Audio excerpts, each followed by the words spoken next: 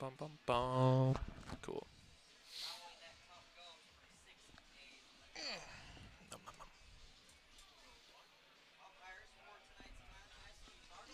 Hello, everybody. Welcome to Pitts Bitters Radio for Game 4 of this 4-game series between the Traverse City Pitts Bitters and the Kenosha Kingfish.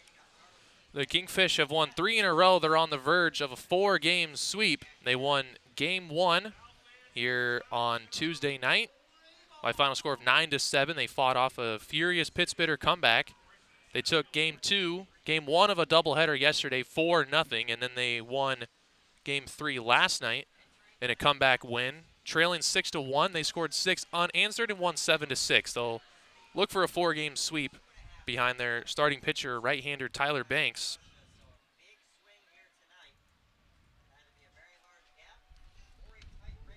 Banks will face Christian Beal, Jake Smallwood, and Colin Summerhill, the first 3 hitters in the Pitts Bitter lineup. As the Pitts Bitters try to stop their losing ways, Christian Beal takes a ball outside at 6:37 local time. We're underway. Beal has been great for Traverse City since he joined the team from Richmond. It's one here to fairly deep center field, but Antonio Brown, the center fielder, is going to be able to track it down and make a catch. This is the first of the 4 games that Traverse City did not lead off with a base runner. Christian Beal singled to start Game 1. Marshall Toole singled to start Game 2. And yesterday, Christian Beal reached on an error to open up the ball game. But for a team that's lost 3 in a row, maybe that is a good sign that they broke their streak of starting with a runner on base. Maybe the result will be different in the win-loss column as Jake Smallwood, the designated hitter, steps in. First pitch, takes a big hack at a fastball, comes up empty.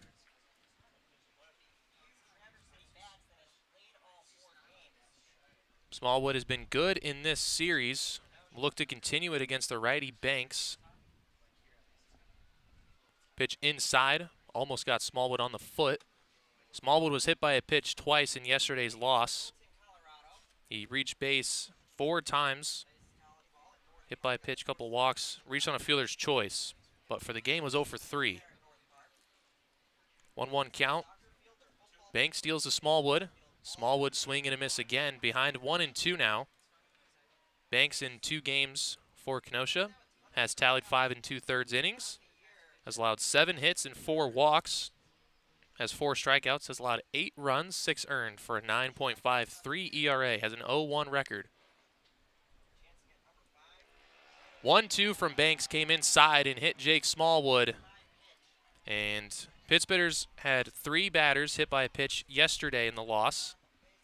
There's number 1 here in today's game, and the Pitts Bitters have a runner on base. Smallwood takes first with 1 out. Hit by pitch brings in Colin Summerhill. Summerhill, the first of 2 Summerhills playing in today's game. He is in right field. His brother Brendan is going to be playing in left field, so they're taking over the corner outfield positions.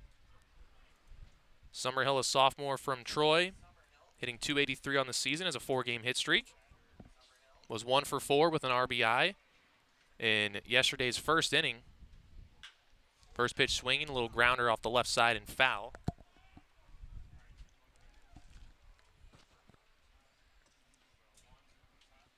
Summerhill struggled in Game 1 of the series, went 1 for 5 with a double, but had 3 strikeouts. Went 1 for 4 yesterday. His RBI hit came in the first inning, then he scored a run. Walked 1 time as well and had 1 strikeout. Takes a pitch up and away. Same umpiring crew as all 3 games prior. And it's going to be the same crew as Game 1 of the series because they rotate around 1 spot. So Steve Bartelstein is calling balls and strikes behind the plate. Breaking ball in Summerhill. A little late on it, fouls it off.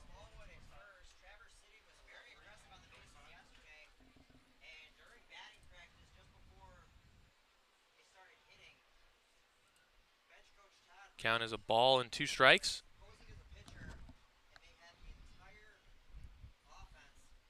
1-2 to Summerhill. Breaking ball, hit to shallow right field. It's trouble out there, and it's going to drop in for a base hit in between a triangle of Brown, Council, and Iannatone. It's a one-out single for Summerhill, their first hit, and now they have runners on first base and second base with one away for their cleanup hitter, Jared Miller. Now a 5-game hit streak for Colin.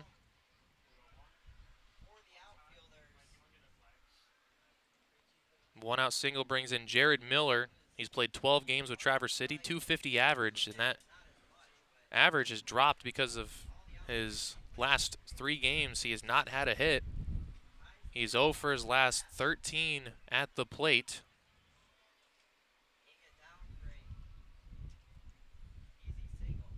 Only 2 strikeouts in the last 3 games, so he's hitting the ball, putting it in play, just unable to reach on a hit. Fouls one off a fastball.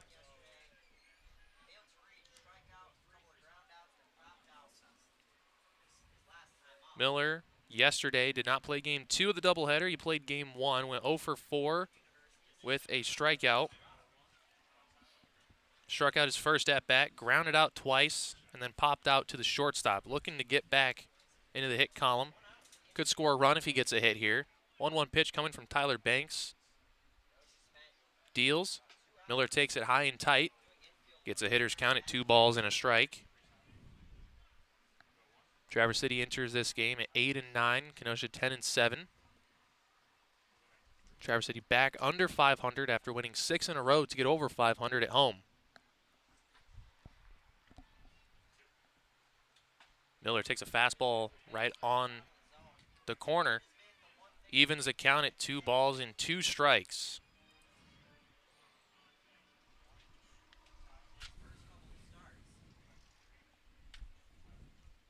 Smallwood off of second, Summerhill off of first. 2-2 count. Banks gives a look at Smallwood. Kicks, deals, and Miller shoots one well foul off the right side to stay alive.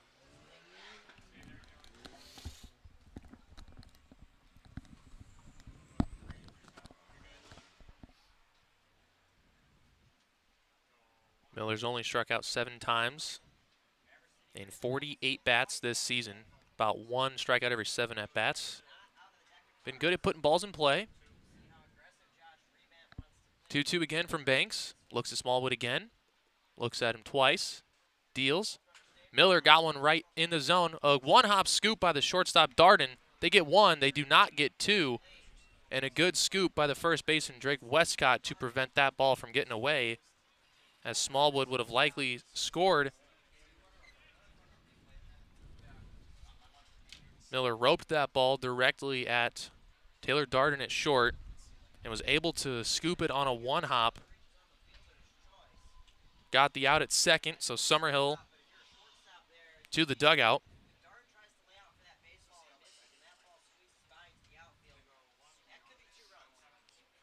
Smallwood at third now, and Miller takes over at first on the fielder's choice. First pitch, swinging strike by Camden Traficante, the shortstop.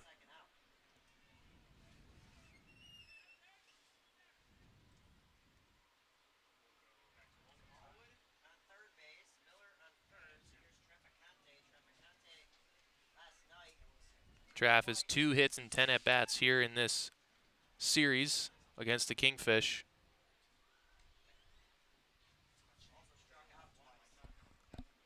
Last night was 1 for 4. He had a 2 RBI single in the first inning to make it 3-0, but no hits the rest of the game.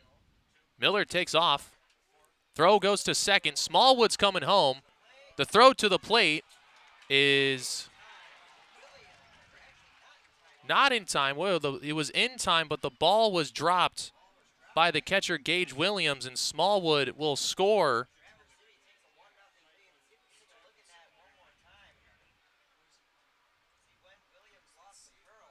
That's a designed play that Traverse City does.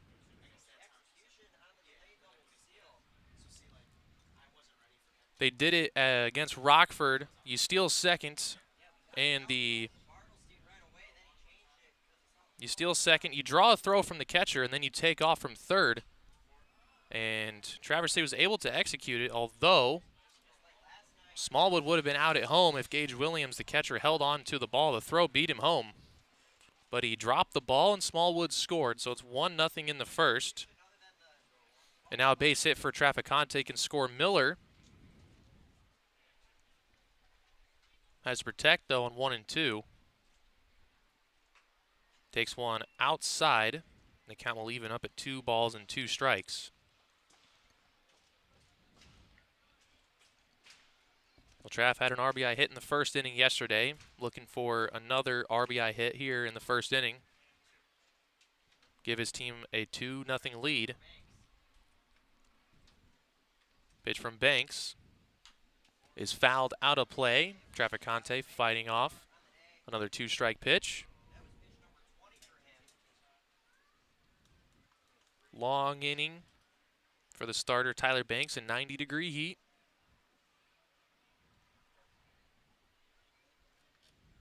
His next pitch to Traficante will be pitch number 21 of his first inning. It's another 2-2 pitch with 2 outs. He deals. Traficante to right field. It's going to drop down in front of Iannatone. Miller's getting waved home. Here's the throw from right. Not in time, and Traficante is going to take second on the throw to the plate. Heads up base running by Traficante, and the Pittsburghers take a 2-0 lead.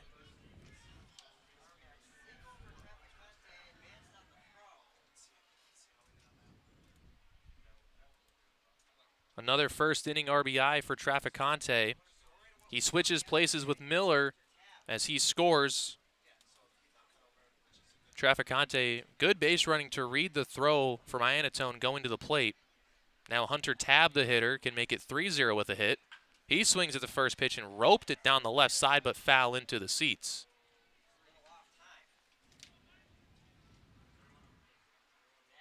Hunter Tabb has been one of the best hitters in this series.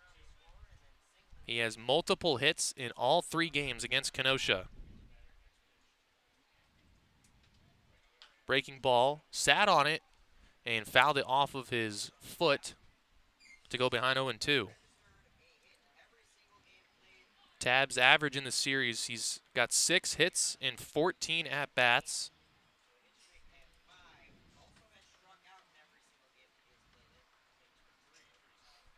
Has a .381 average through 5 games so far, a hit in all of them. Like I said, multiple hits in his last 3. Has an 0-2 count here, though. Banks trying to end the inning. Is 0-2 to Tabb. Breaking ball chopped softly to third. Might be a tough play. Play made by Leslie. The throw in time to Tobias across the diamond to end the inning.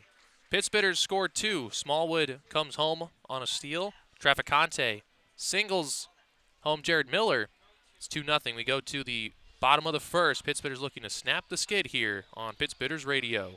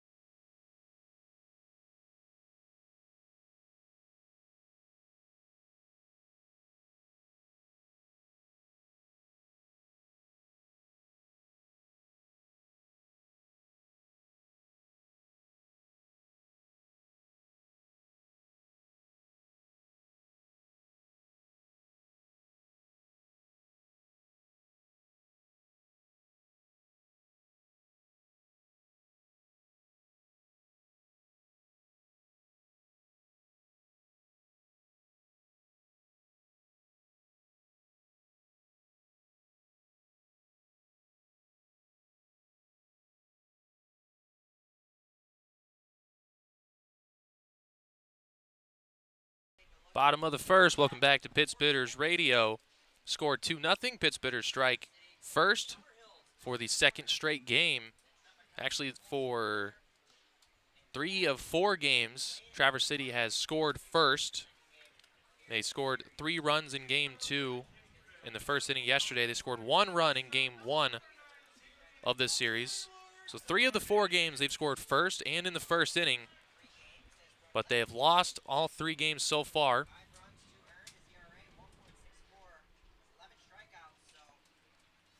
Nate Blaine, a right-hander from Madonna University, gets the start against the Kingfish. He fires a first pitch strike to Taylor Darden, the Kenosha shortstop.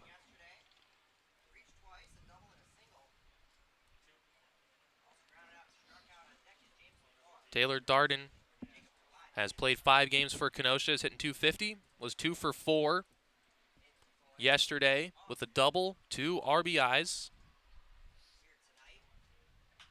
Pops one up on the infield, actually a little behind the infield. Camden Traficante, the shortstop, makes his way out and puts it away for out number 1.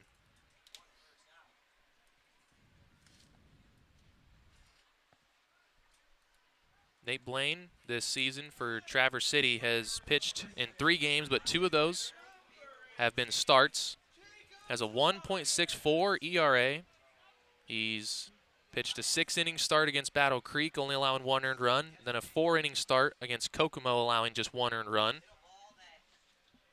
Has a 1.18 whip, which is walks plus hits divided by innings pitched. Pretty good numbers, 7 hits to 11 strikeouts.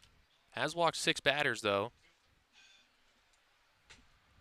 So if he can control the strike zone, then he should have success. Jacob Tobias, the designated hitter at the plate.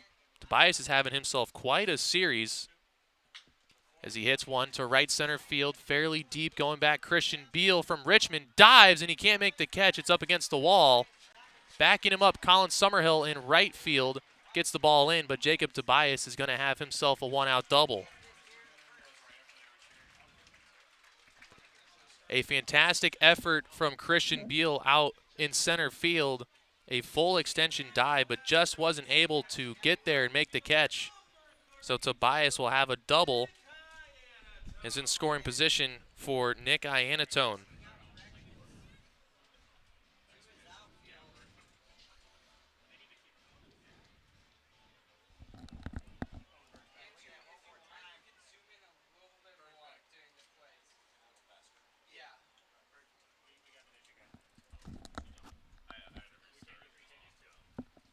Double for Tobias. He continues to roll here in the series. Iannatone, chopper to short. Traficante fields across his body, throws high, and Hunter Tabb has to come off of the base to make the play.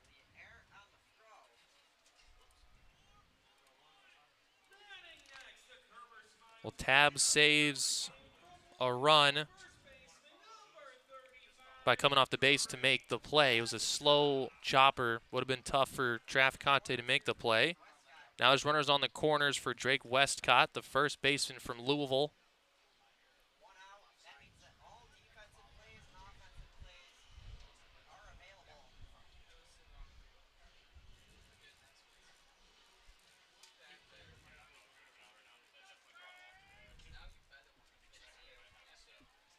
Runners on the corners, 1 away. Blaine a quick pick over, but Iannatone dives in safely.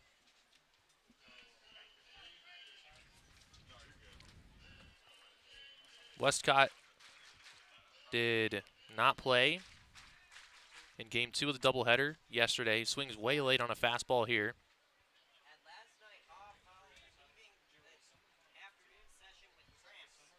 Hitting .250 on the season. It's 3 for 7 in the series. Was 1 for 3 in Game 1 of the doubleheader yesterday and took the night off. He left the game in the 8th inning with what seemed to be some leg discomfort. Back in the lineup here. Nate Blaine has missed a couple breaking balls a little off the plate, so the count goes to 2 balls and a strike. with Tobias on first, Tobias on third, Iannatone on first. Double play could end the inning. Another quick pick over, and Iannatone dives back in safe.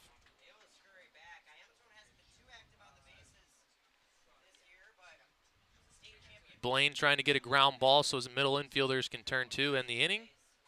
2-1 pitch, and he misses up and away. The count now 3 balls and a strike.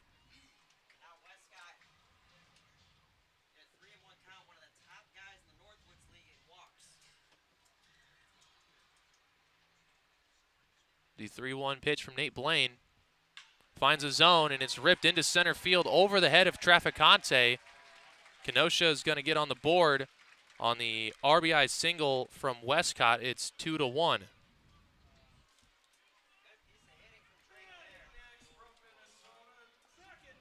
Got that one elevated over Traficante at short into center.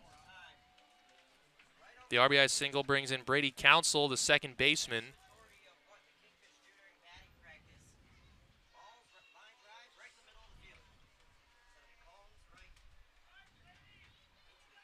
Council from Minnesota is 4 for 5 in the series. Was 2 for 3 in the win yesterday in game 1. Was 2 for 2 in game 2 of the doubleheader.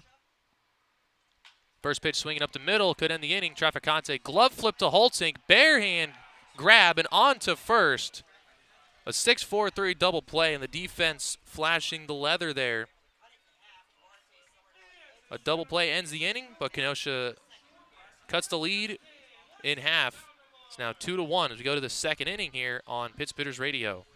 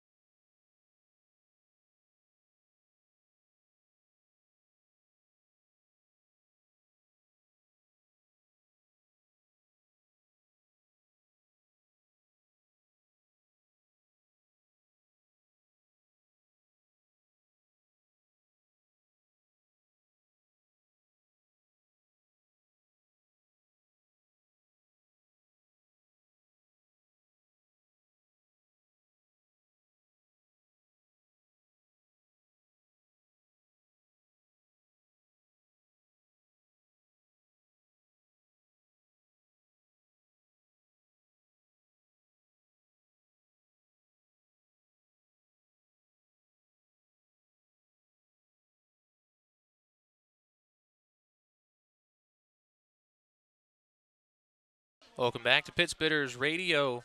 Top of the second. Pittsburgh's struck for 2 in the first. Kenosha answered with 1. The Pittsburghs turned a double play to end the first inning and limit the damage. Dallas Duarte, the catcher, leading off here in the second. Facing Tyler Banks. Banks misses the outside corner, so Duarte gets ahead. 2 balls, no strikes in the count.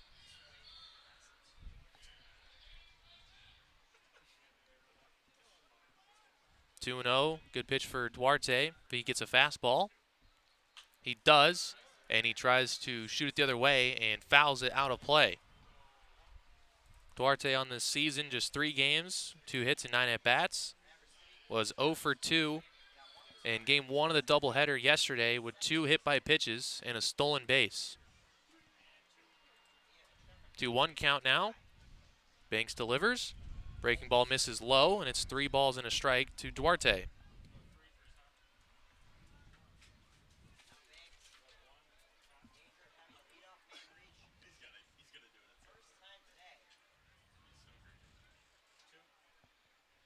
Duarte, slow chopper, going to be a tough play for the third baseman, Leslie, and he bobbles the throw, and Duarte will reach base safely at first.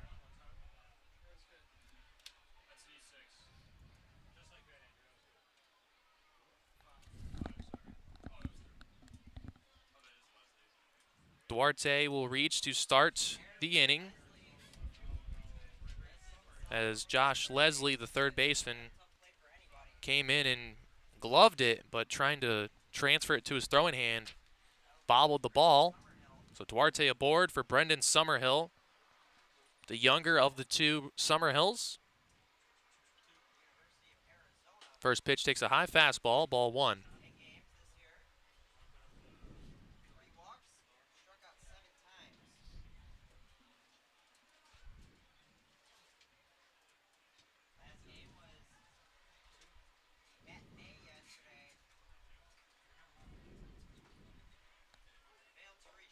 'Summerhill gets a called strike, make it 1-1.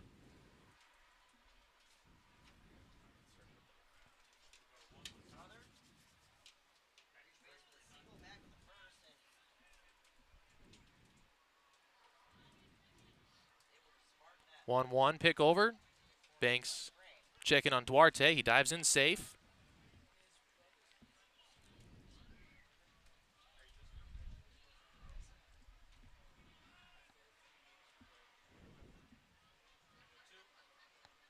Summerhill, big hack, fouls it off of his leg. And so they count a ball and 2 strikes to the young Summerhill, only 18 years old, the youngest player on Traverse City's roster.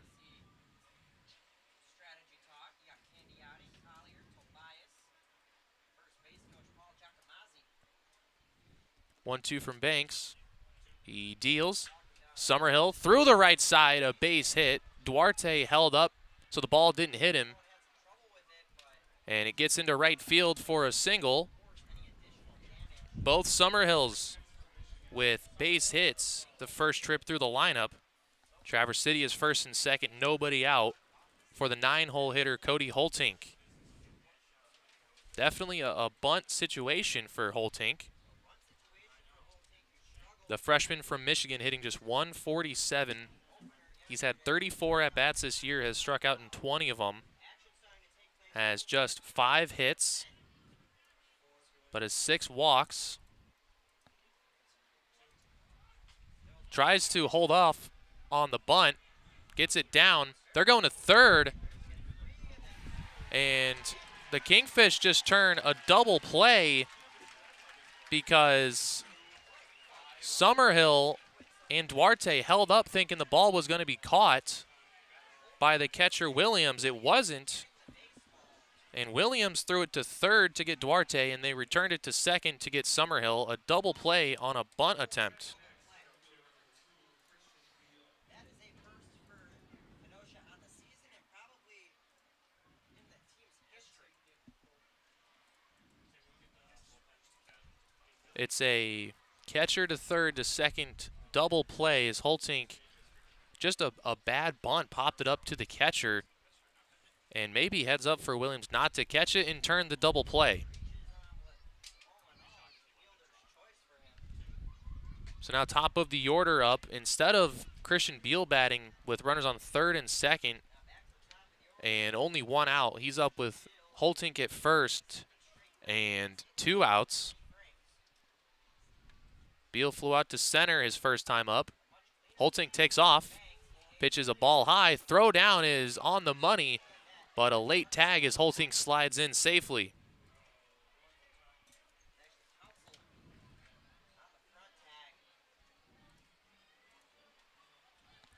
So Holtink with the stolen base gives Christian Beal a chance at an RBI if he can get a base hit.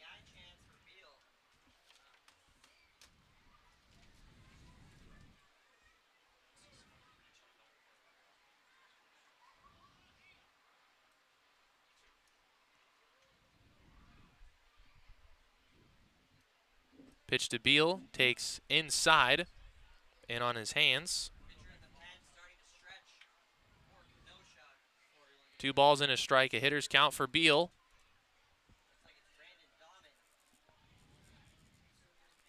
Beal has 3 straight multi-hit games. Well, 3-0 the count.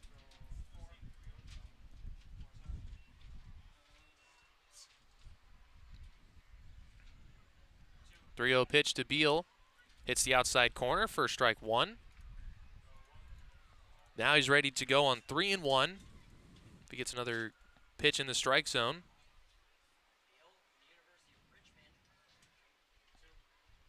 3-1 is going to miss high. Beal doesn't get a chance to bring in the run. He walks, and the 2-out opportunity falls into the hands of Jake Smallwood.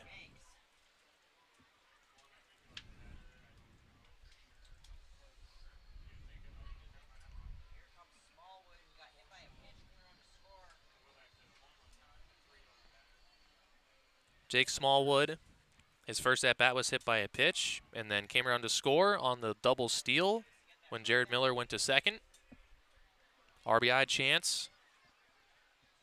First pitch of this at-bat, Smallwood holds off on an off-speed pitch, and it drops in for strike number 1.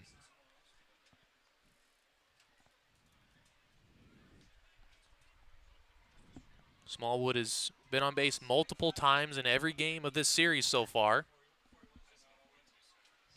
0-1 pitch from Banks. Smallwood way out in front of another off-speed pitch and will foul it down the line. He was so early on that ball, it hit off the end of his bat and went to the left. Little corkscrew action on the ball. Has to protect now the count, no balls and 2 strikes as Tyler Banks tries to end the second inning. Strand a couple of runners on base. 0-2 to Smallwood. Banks deals. Smallwood takes a fastball up and away, ball 1. Cody Holtzink on second. And Christian Beal on first. 2 outs. 1-2 pitch. Smallwood rips it to second. 1 hop fielded by the second baseman. Counsell on a slide, and he will get the out at second to end the inning. Traverse City had a great chance with first and second, nobody out, but a botched bunt led to a double play, and they couldn't respond with 2 outs. They strand a couple on. We go to the bottom of the second now. 2-1 lead on Pitts Bitter Radio.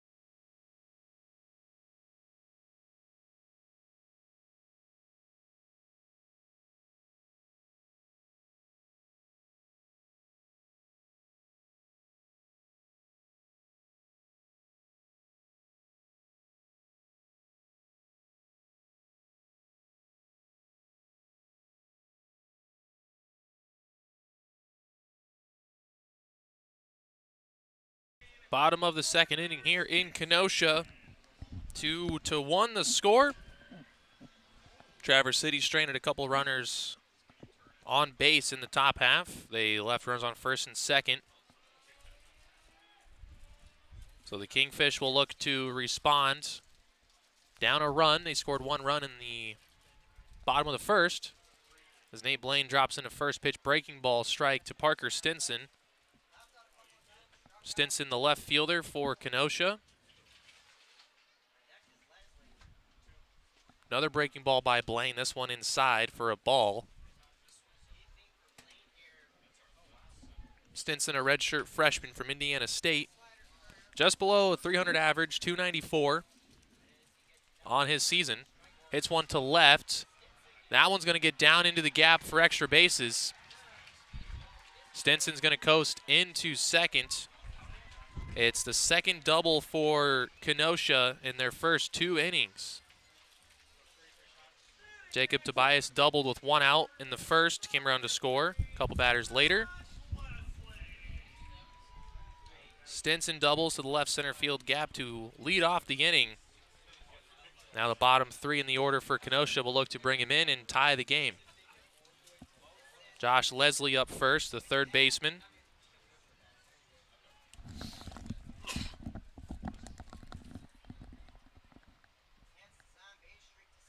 Josh Leslie from McNeese State has just 1 hit in 18 at-bats this year as he fouls one out of play. Leslie, a hometown kid from Kenosha, a redshirt junior, was 0 for 6 his last series played against Wisconsin Rapids. He's not played yet in this series. He came on as a defensive replacement, but that's it. The runner on second, nobody out. Breaking ball on the outside corner from Blaine to get ahead 0-2.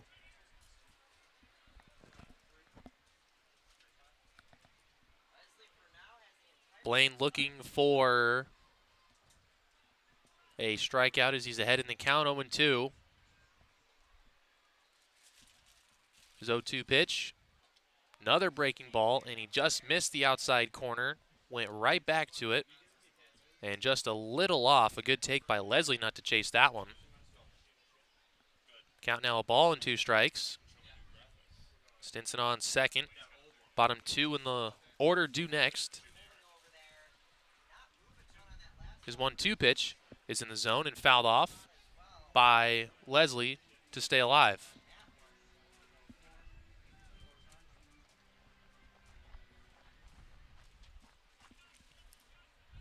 Leslie's 1 hit came on June 10th against Battle Creek. A single was 1 for 4 in that game. But he's gone 0 for 6 his last 2 starts. Another 1-2 from Blaine.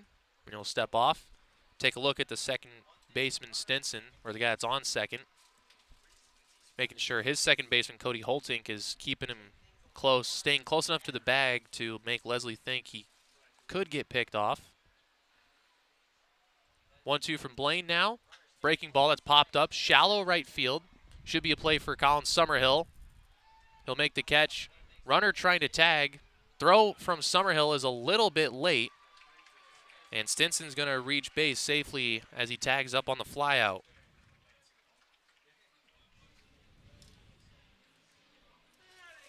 A productive out by Leslie. A deep enough fly ball to advance the runner to third. So now Gage Williams, the catcher, can knock him in on a ground ball or another fly ball that's deep enough.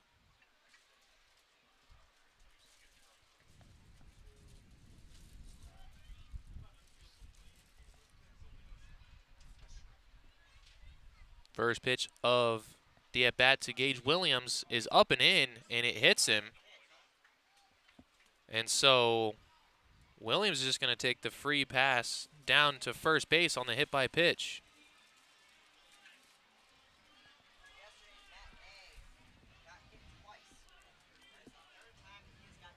Now you can't really expect a double play here, as the batter Antonio Brown is likely the fastest player on Kenosha's roster. So you can't really expect to turn 2 here.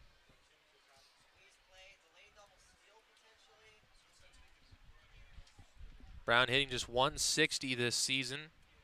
Has not started against Traverse City. Has been in every game as either a pinch runner or defensive replacement. Gets a perfect bunt down the first base side. And he's going to reach safely on a bunt base hit that scores the run.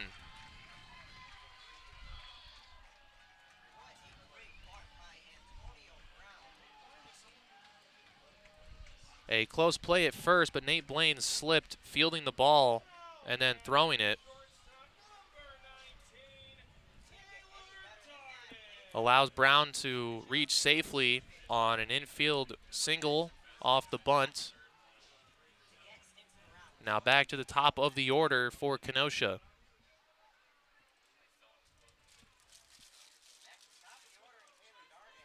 Taylor Darden, the batter, popped out to Traficante, the shortstop, in the first.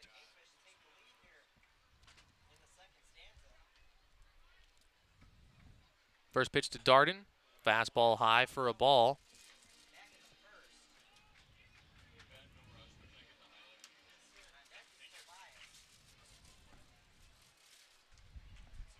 Blaine has to battle now, out of trouble.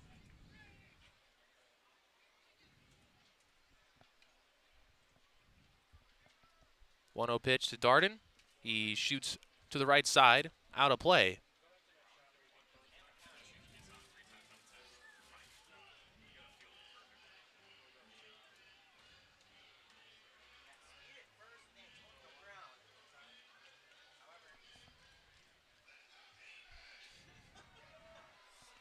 Ball and a strike, 1 out, 2 runners on base.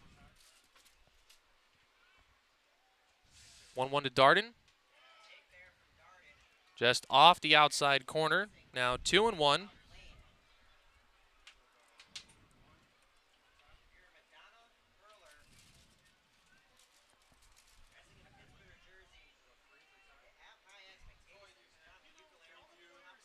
Two balls and a strike now. Pitch from Blaine. Runners going a double steal. It's popped up on the right side, maybe in play for Tab. And he's going to run out of room as it gets into the third row of seats.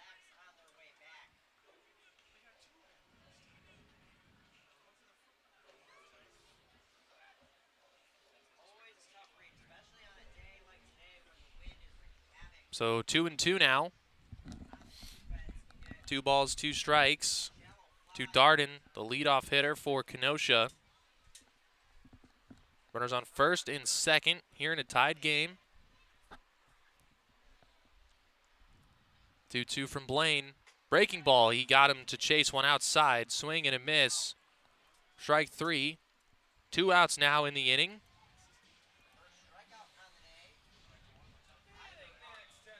The first strikeout by either pitcher.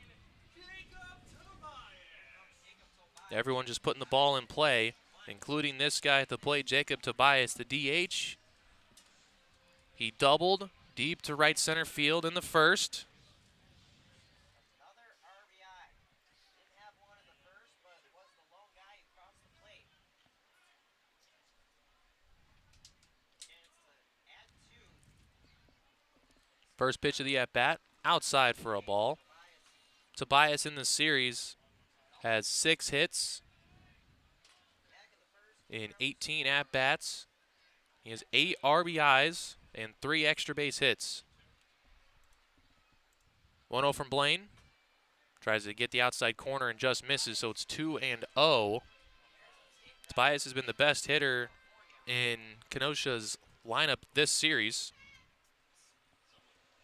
Entered the series hitting just 129, and he has exploded so far in this set. 2-0 to Tobias. Blaine misses away with a fastball. Now it's 3-0.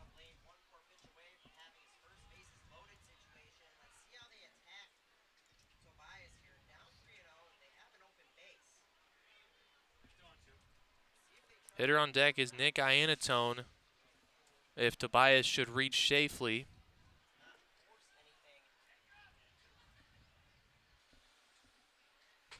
3-0 pitch is going to miss up and away, and Tobias is just going to take a walk. Bases are going to be loaded for the right fielder, Nick Iannatone.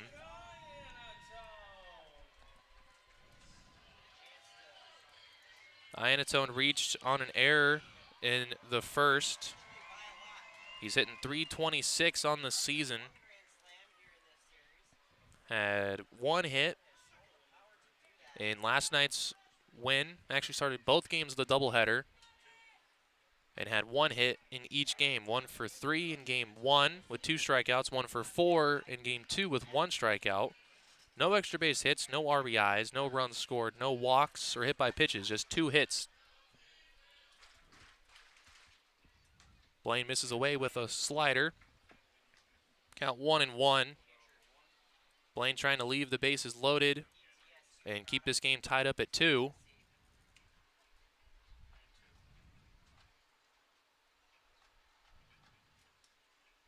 One. Iannatone up the middle. That's going to get through for a base hit. 1 run's going to score. Brown is going to come home and score. Now the lead is for Kenosha. It's 4-2.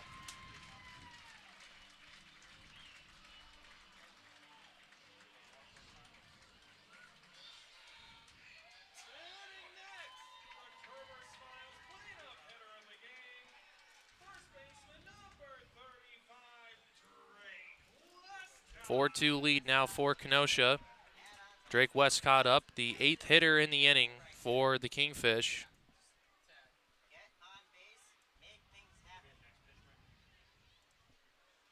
Westcott singled home a run in the first. First pitch, ball outside.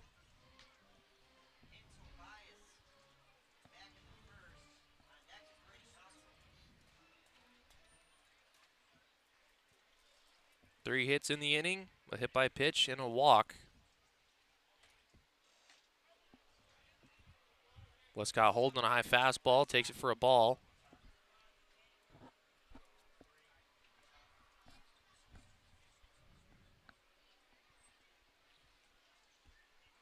Two and 0 with 2 on and 2 outs. Blaine hits the outside corner with a fastball for a strike. Now 2-1.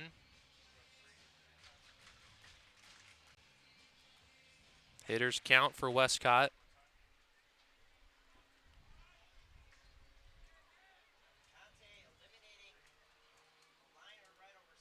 Blaine on 2-1. Kicks, deals. In the dirt. Good play by Duarte to keep that one from getting away.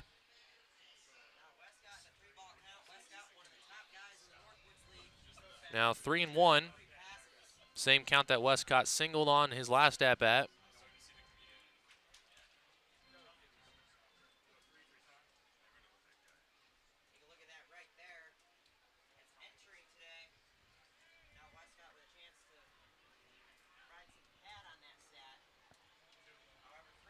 Three and one, the pitch from Blaine. Westcott a little late on the fastball and sends it out of play on the left side. The count will go full with 2 outs. The runners on first and second will be off with the pitch, so a base hit will definitely score the runner from second. Deep enough hit will score the runner from first.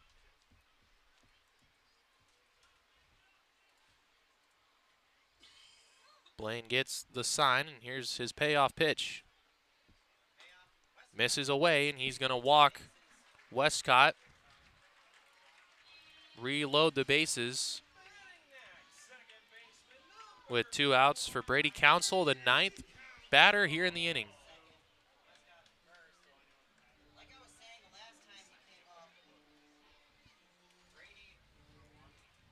Council hit into a double play to end the first inning.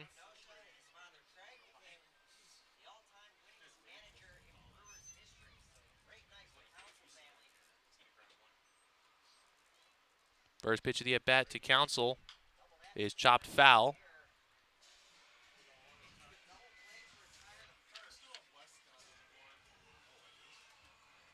Brady Council had just 3 at-bats in the game last night and had 2 hits and a sac fly. Breaking ball popped up on the infield, should end the inning Holtink over, and the second baseman will make the grab. End the inning, but the Kingfish take the lead with 3 runs. They bat through their lineup. They're on top 4-2 as we head to the 3rd inning here on Pitts Bitters Radio.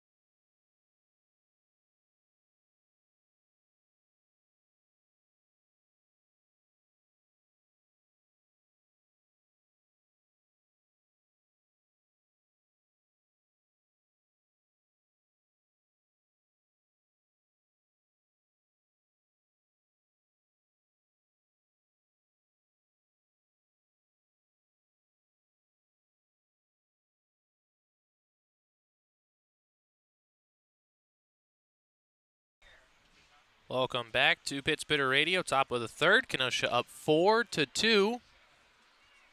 The Kingfish scored 3 runs in the second to take the lead. All 9 batters in the lineup came around in that inning.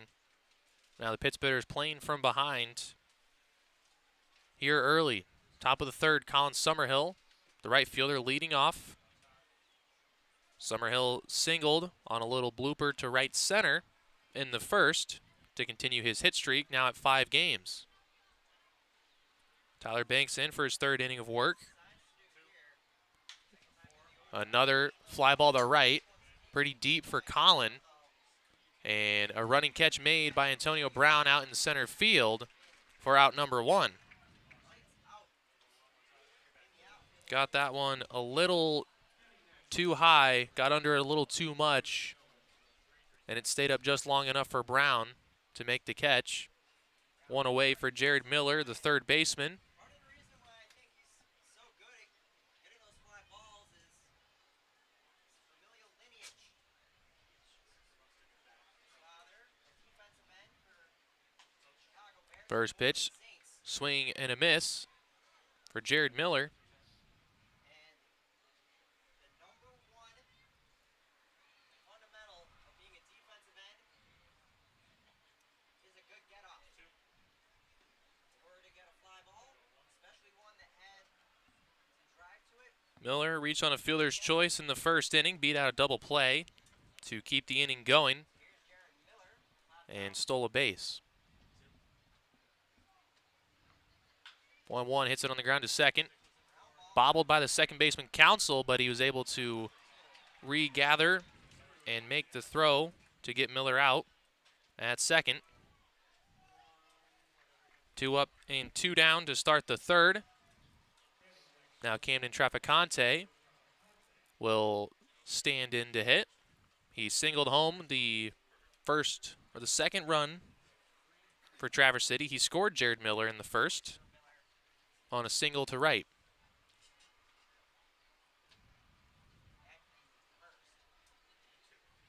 First pitch swinging, and he's way out in front and ropes it foul off to the right side.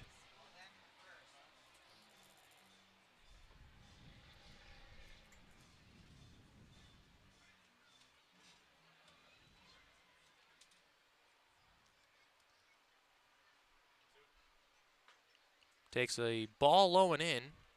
Makes it count 1-1. Traficante from Stetson has hits in 3 of his last 4 games.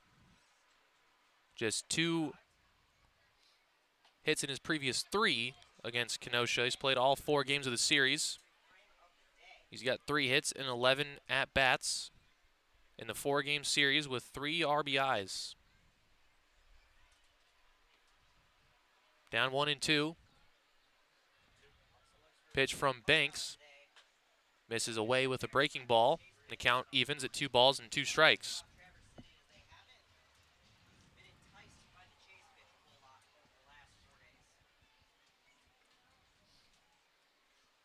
Two balls, 2 strikes, 2 outs. Pitch from Tyler Banks. And Traficante out in front, but able to get a piece of it to stay alive. Hunter tabbed the first baseman, waiting on deck if Traficante should reach here with 2 outs and extend the third.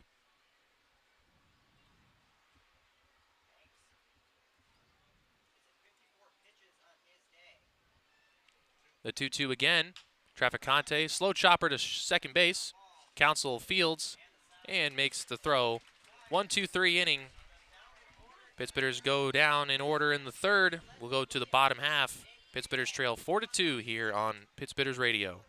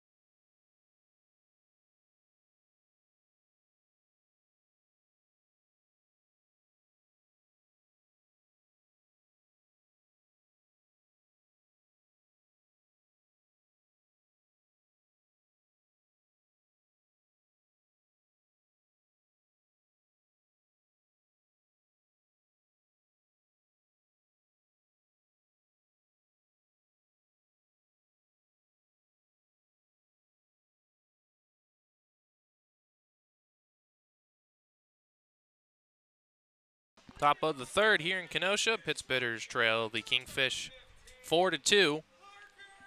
They jumped out on top with 2 runs in the first, but Kenosha scored 4 straight, 1 in the first, 3 in the second. Parker Stinson, the left fielder, leading off the third. He led off the second inning with a double.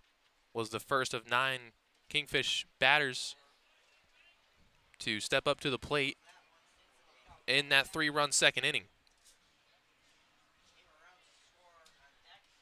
Kenosha had 3 hits, a pair of walks, and a hit by pitch in the second. Here in the third, Nate Blaine getting ahead of the leadoff man Stinson. 0-2, dropped in a breaking ball for a strike. 0-2 from Blaine. Stinson chases a slider in the dirt. Duarte's got to make the throw down, and he does to complete the strikeout. Just the second strikeout on the day. Blaine has both strikeouts. No strikeouts for Tyler Banks through his first 3 innings. A lot of balls being put in play by these teams.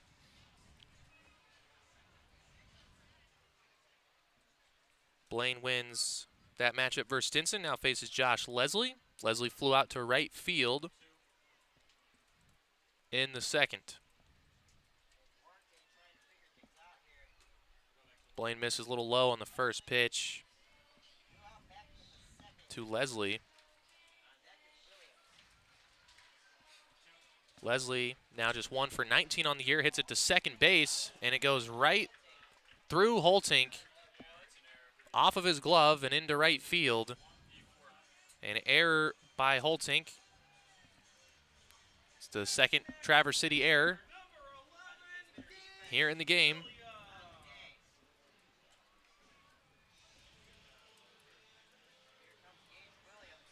Now Leslie on first, Gage Williams, the batter. The catcher was hit by a pitch in his last at-bat. Williams just 2 hits in 22 at-bats this season.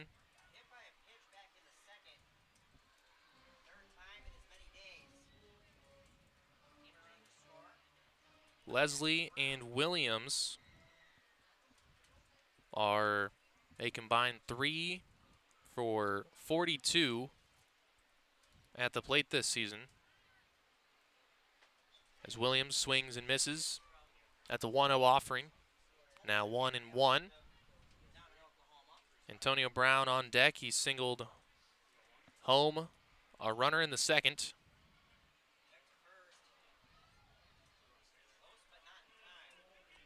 Little pick off by Blaine, but Leslie dives in safely.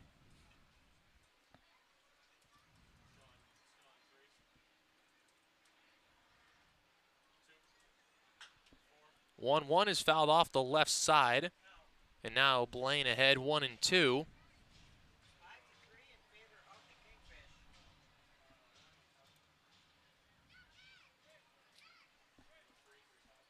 Blaine looking for strikeout number 3 on the game. Chopper to third, could be 2. Miller to second for 1. Return throw to first, not in time. And it gets away from Tab and goes into an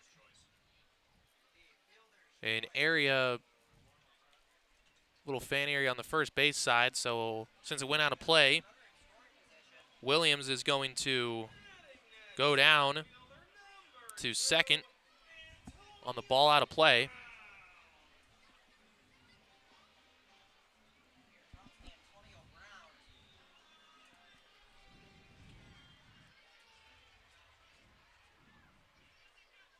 So Antonio Brown up for the second time.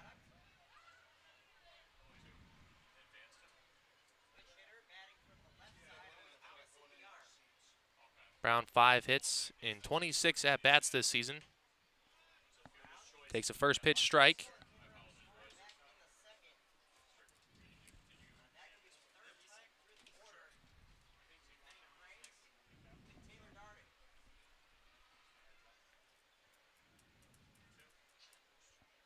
Oh, 1 from Blaine. Runner on second. Breaking ball misses away. Ball and a strike.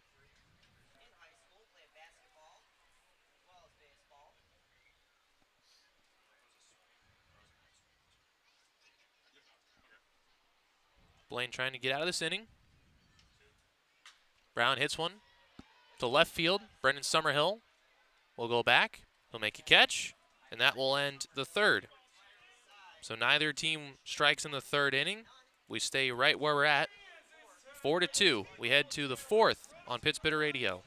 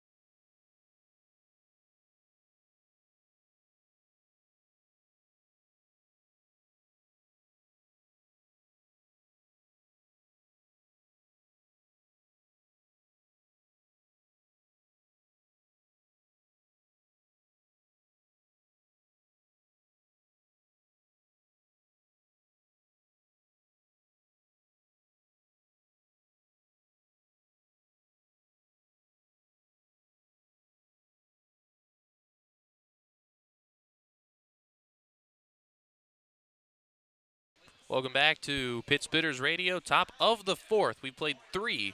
The Kingfish are on top 4-2. They are looking for a 4-game sweep over. As we go to the fourth, Hunter Tabb, the first baseman, will lead off. He grounded out to the third baseman, Josh Leslie, to end the first inning. A little slow roller that Leslie had to charge on and then make a throw across his body, but he did so in time to retire Tabb. Tabb is 5. Has a 5-game hit streak to open up his season. All 5 games he's played so far, he's gotten a hit. Has 2 hits apiece in each game of this 4-game series.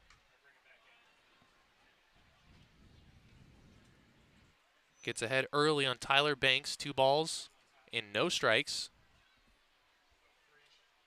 Looking for a good pitch to hit here.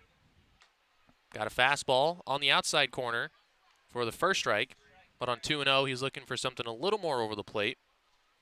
Now they count 2-1. The 2-1 to Tabb. He checked his swing. It hit him.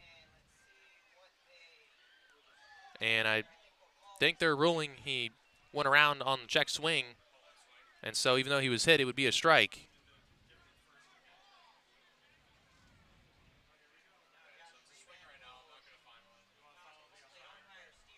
The home plate umpire, Steve Bartelstein, not even bothering to appeal the check swing. Now Tabb will have a 2-2 pitch.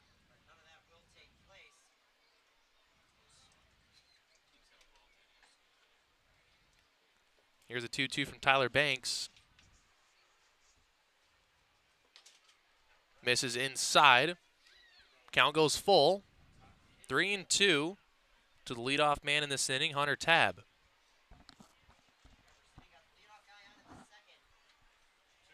Payoff pitch is fouled out of play into the seats. So we'll get another 3-2.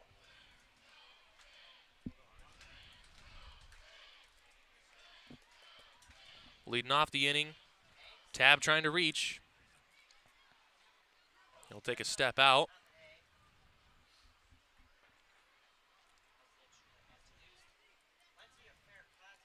Here's the 3-2 again.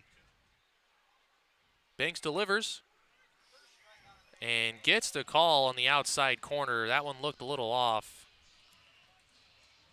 It's been that kind of zone all series long, though. Both sides are getting the benefit of pitches off the outside corner. And so Tabb will go down on strikes to lead off the 4th inning.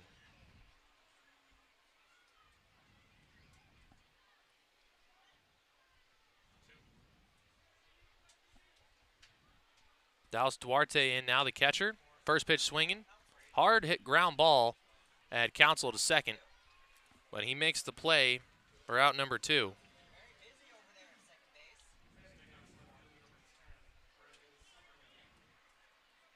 2 outs. Nobody on for Brendan Summerhill.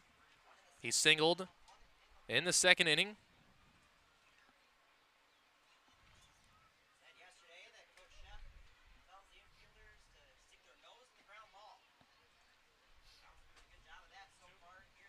Summerhill has one of Traverse City's 3 hits here through the first 3 2/3 of play.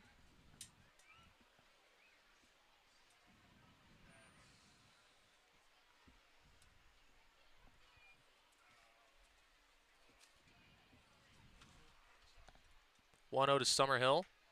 Misses inside. 2-0. Summerhill played game 1 of the doubleheader yesterday and went 0 for 3 with a strikeout.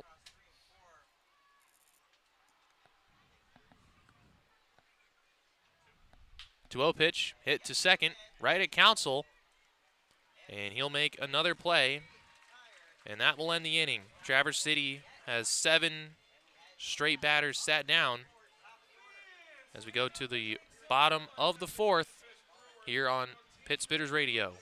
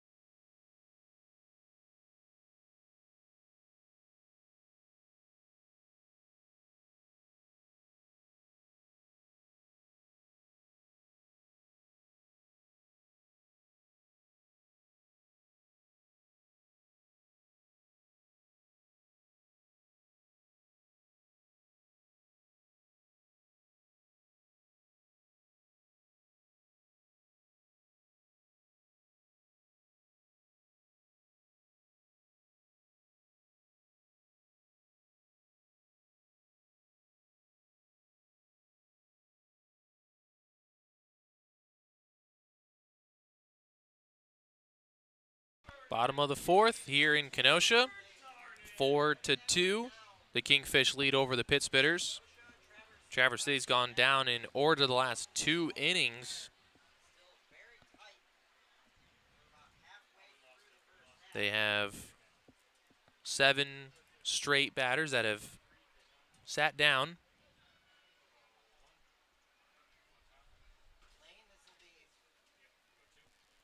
Blaine on the mound, continuing in the fourth. His line so far, he's pitched 3 innings and given up 5 hits. 4 runs all earned. He has also walked 2 batters and hit another. Has 2 strikeouts to his name. Top of the order for the Kingfish. Taylor Darden is 0 for 2. Popped out and struck out.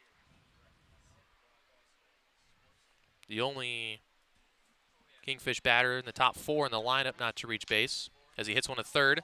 Off the glove of Jared Miller into left.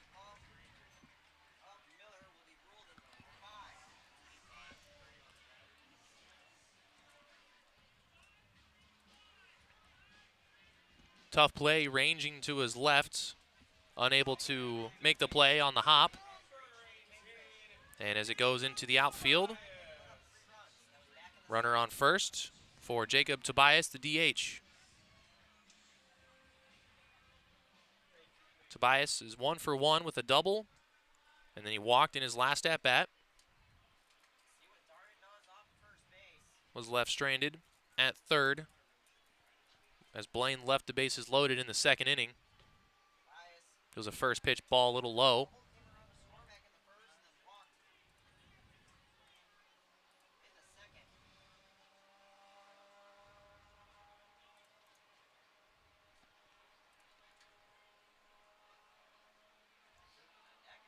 Darden off of first, leadoff man reaching to start the inning. Takes off running. Tobias hits one on the ground to second. Holtink is there to make the play, but doesn't have an option to try and turn 2 because of the little hit and run. So Darden will get to second base.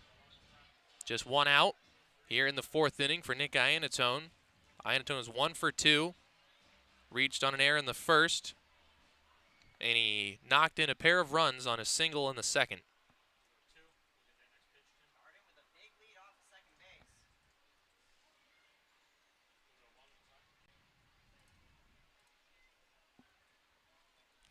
Iannatone singled right back up the middle to plate Williams and Brown in the second. The second and third runs in that inning.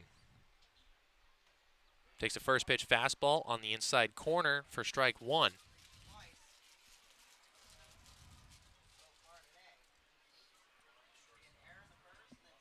Blaine trying to work out of some trouble here in the 4th. Ball fouled out of play by Iannatone late on a breaking ball.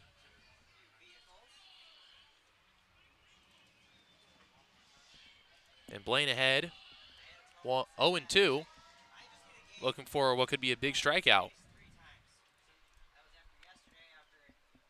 He's got just 2 in the ball game. 0-2 from Blaine, deals, and Iannatone will stay with the off speed and foul it off to stay alive.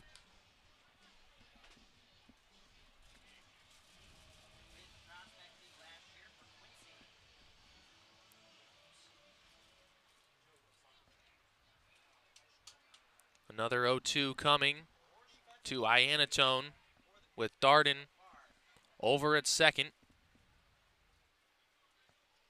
Blaine gets set, looks at the runner, and deals, and misses a little up and in.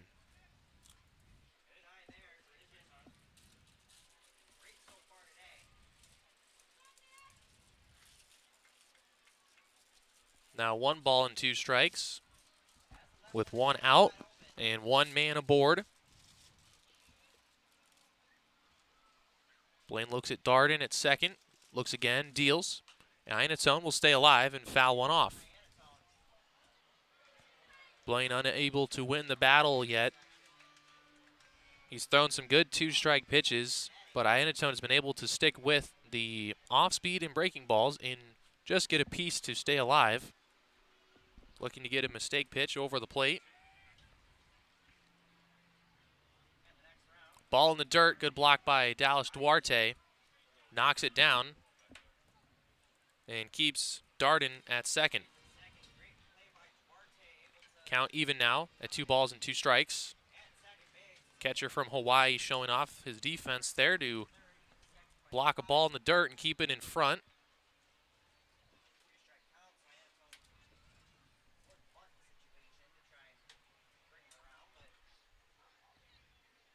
The 2-2 pitch now from Nate Blaine. Deals and misses outside, trying to catch the outside corner with the breaking ball. Left it too far off the plate and a little low. And now the count will run full. 2 walks in the game for Blaine. Both came in the second inning. Here's his 3-2 full count pitch to Nick Iannatone. Hit to third. Miller makes the play. Long throw across the diamond, a little high, but Tab able to keep his foot on the base. And the throw just beats Iannatone for out number 2.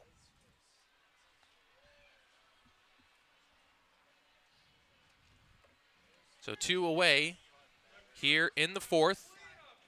After Taylor Darden reached on an error, Nate Blaine has gotten a couple of ground outs to keep Darden at bay. It's up to Drake Westcott, the first baseman. Try and get a 2-out hit to pad the lead. Westcott's 1 for 1, an RBI single in the first, and then he walked in the second. First pitch breaking ball outside. Blaine doesn't have that pitch working. At least if he tries to hit the outside corner with it. He's been successful burying it inside to left-handers and working away from right-handers. Westcott, a left-handed hitter against the right-handed pitcher. Got a pitch to hit, grounds it to second, and Holtink will make a routine play to end the inning. A leadoff error will not come back to hurt Nate Blaine. He strands Darden on base. We go to the 5th. Traverse City still down 4-2 here on Pittsburgh's Radio.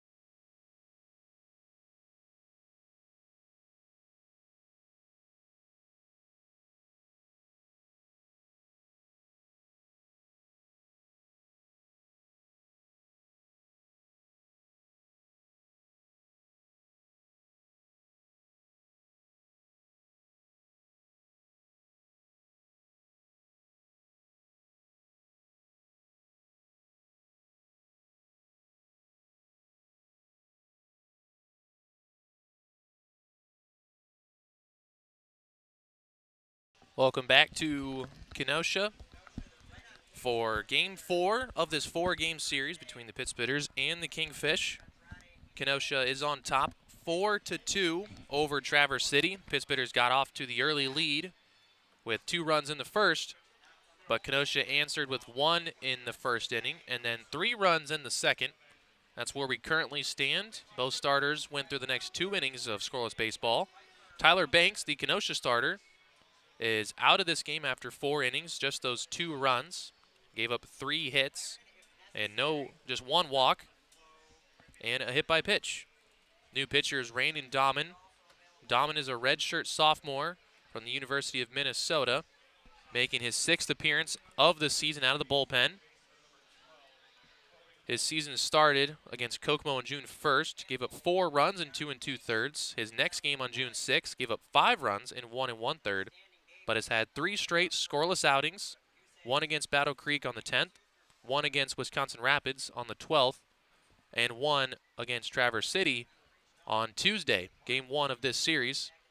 He did walk 2 batters and struck out 1, but did not give up a hit or a run. He's only given up 1 hit in his last 3 appearances.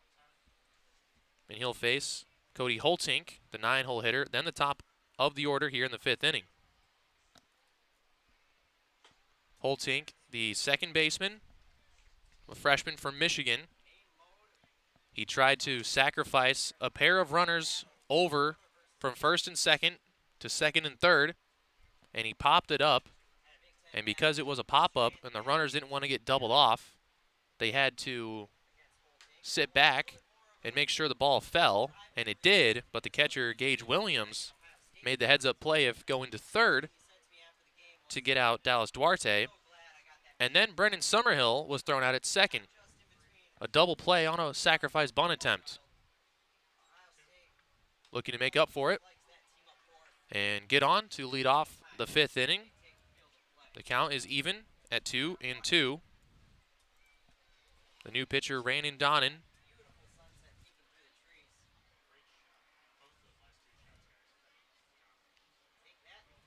starts with the 2-2 count. And he deals. Breaking ball a little high on Holtink.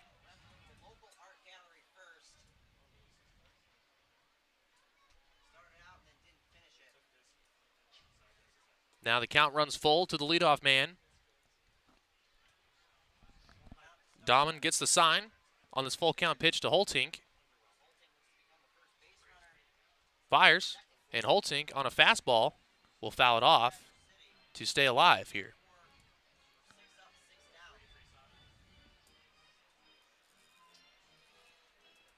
Last batter to reach was Christian Beal in the 2nd inning. He walked.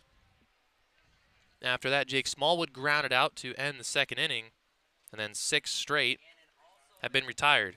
1 fly out, a strikeout, and 4 groundouts. Another full count pitch to Holtink. Dahman deals, and Holtink hits it up on the right side, and it's going to get out of play.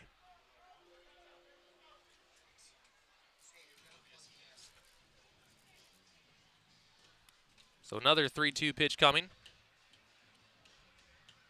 Holtink's fought off a couple of 2-strike pitches. Putting together a good at-bat. This will be an 8-pitch at-bat at least.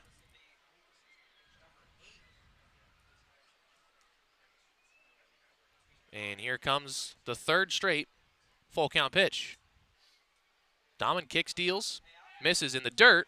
Cody Holtink puts together a good at-bat to lead off the inning and gets himself aboard with a walk. Doing a good job of getting on for the top of the order. This is where Traverse City will do most of their best work, as most teams can say, the top of their order. Christian Beal, 0 for 1. He flew out in the first, but he walked in the second. So he continues his on-base streak. Both the runners that have scored in this game for Traverse City came in the first because of the top of their order. Beal trying to keep the line moving and continue this 5th inning get another runner on base. Traverse City's had multiple runners on in the first and the second innings.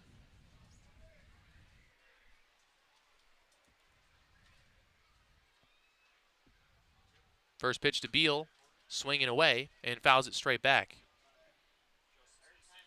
Beal does a great job of hitting line drives. If you take the spray chart of his hits, you'll see that I would say half of them are line drives, dunking into left or right center field, and the other half are infield singles. He uses his speed to his advantage. Little pick over. Cody Holtzink back in without a dive, was able to get back standing up.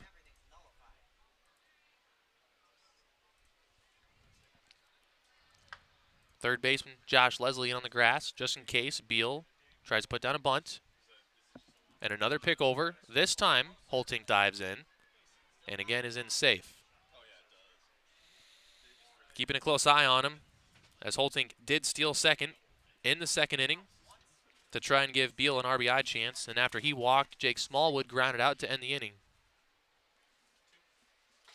Beal holds, and it's a high strike called.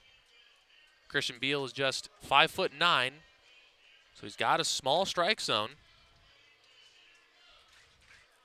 But Dom was able to find it on the 0-1. Now 0-2. Christian Beal's got to protect.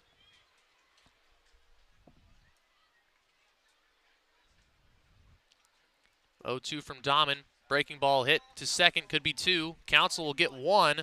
Return to first is not in time as Christian Beal shows off the speed and is able to beat out the double play. He'll switch places with Holtink as he goes to the dugout, retired on the ground ball. And in will step Jake Smallwood, the designated hitter from the University of Montevallo.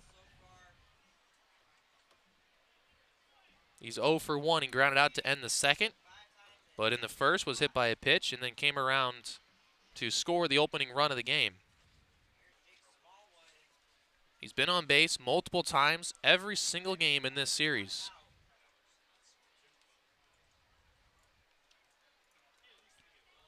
First pitch against the new pitcher, Brandon Dahman. Pops one up. Little fly ball to center field. Antonio Brown will run in and make the catch. And Smallwood down on the first pitch of the at-bat.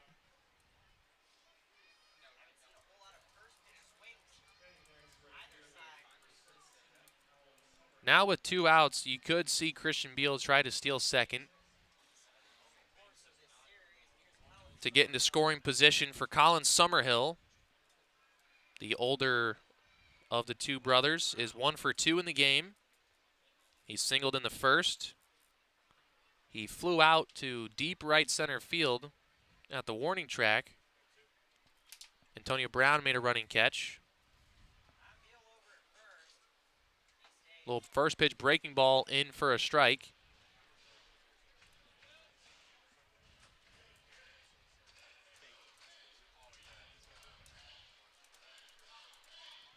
Oh and 1, Beal off of first, got speed. Got to watch the stolen base attempt. Summerhill checks his swing on a ball in the dirt. He held up, and Williams able to block it. Keep Beal over at first.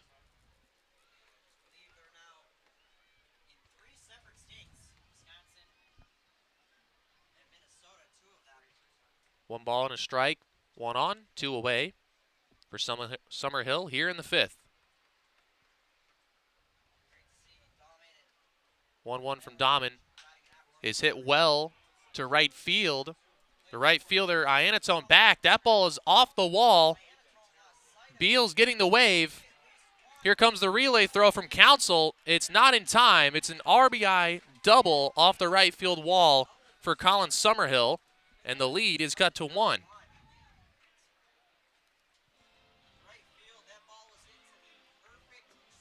Summerhill barely missing a 2-run game-tying homer, but he will settle with an RBI double. A great piece of hitting by Colin. He loves going opposite field. That's exactly where he went there. Off the bat, thought it may have had a chance to get out of here. Oppo just missed it, but now he represents the tying run at second with 2 outs for Jared Miller. If Miller can get a base hit, he could tie this game up at 4. First pitch, Miller swinging, hits it to Council at second. That's a routine play for Council, and he will make it to end the inning. Little half swing there by Miller. I'm not sure if he meant to hold up or not, but the Pittsburghers get 1 back. Summerhill doubles, scores Beal. It's 4-3. We go to the bottom of the 5th inning here on Pittsburghers Radio.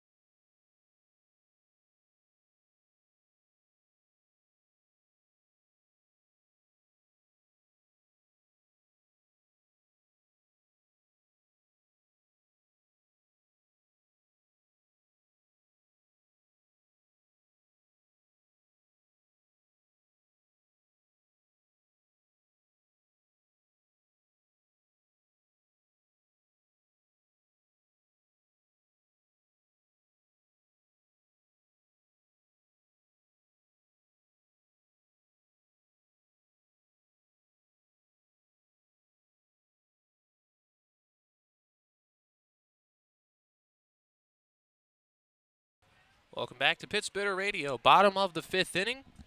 The score is now 4-3, a 1-run game, as Colin Summerhill just missed a 2-run homer. But his double off the wall brought in Christian Beal, cuts it to a 1-run game. We're here in the bottom of the 5th.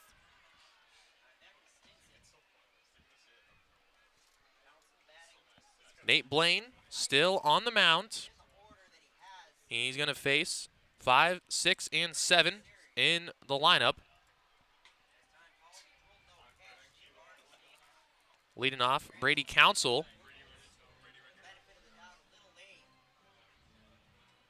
Council is 0 for 2 as he rips one into left field for a leadoff single. He'll now go 1 for 3.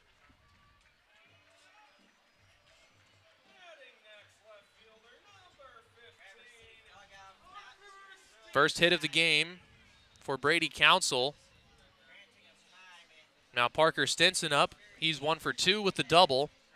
And Jake Smallwood, the DH, who's also a catcher, has jogged down to the bullpen to get an arm ready because the Pittsburghers carry 3 catchers on the roster. Dallas Duarte is in the game behind the plate, and Colin Summerhill is the other one. He's in right field. Smallwood, the DH, has to warm up the bullpen. Looks like Jake Michael getting ready for Traverse City. Stinson's 1 for 2. Doubled in the second, and then he struck out swinging against Blaine in the third. Just the second strikeout victim for Nate Blaine.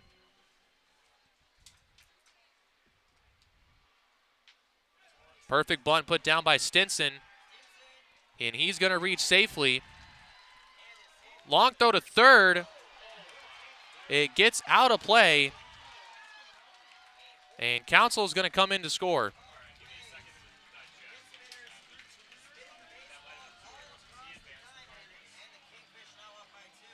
Terrible defense by Traverse City.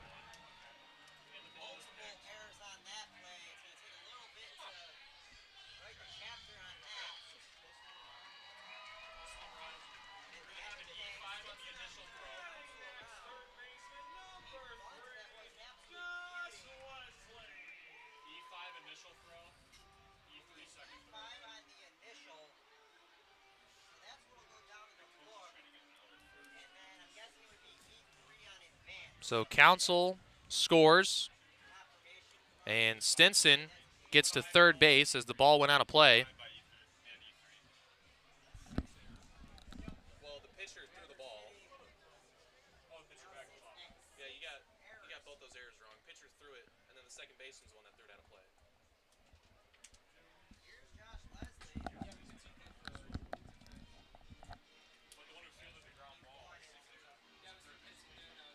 So Josh Leslie in now.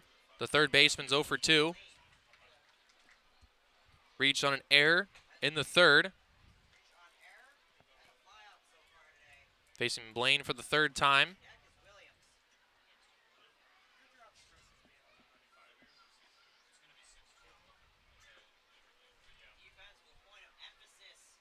Three 0 the count as Blaine feels he's getting squeezed on the mound, unable to find the zone against a guy who has one hit on the season.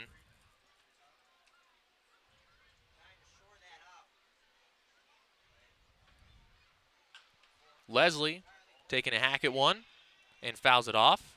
Now 2-1.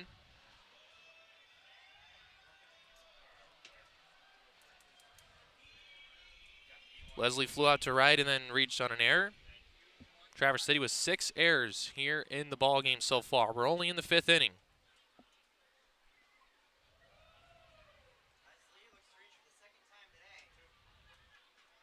Blaine misses away. He'll get himself aboard. Another walk by Nate Blaine. It's his third. Runners now on the corners with nobody out.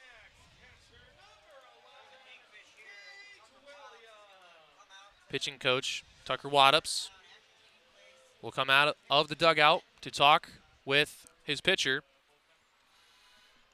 And could be just a regular mound visit. Could also be to give the bullpen a little more time. Give Jake Michael a chance to get warmer out there in the pen.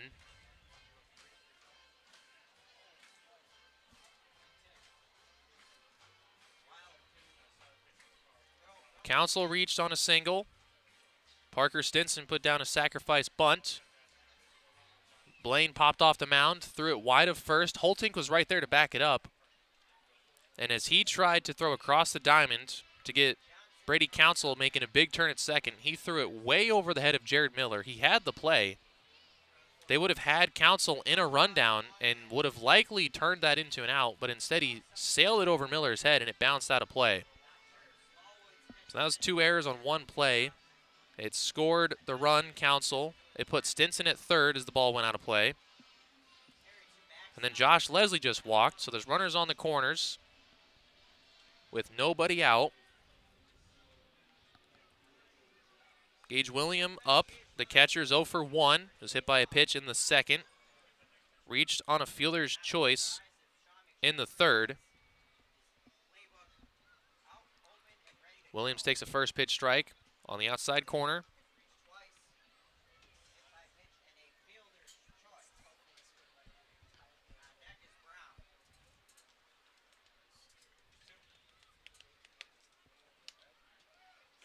Checks his swing. Throw goes down to second. It's not in time. It's a stolen base for Josh Leslie. Runner at third, Stinson, didn't try to come home. He stayed put. Now it's third and second, nobody out. Base hit could score 2 now.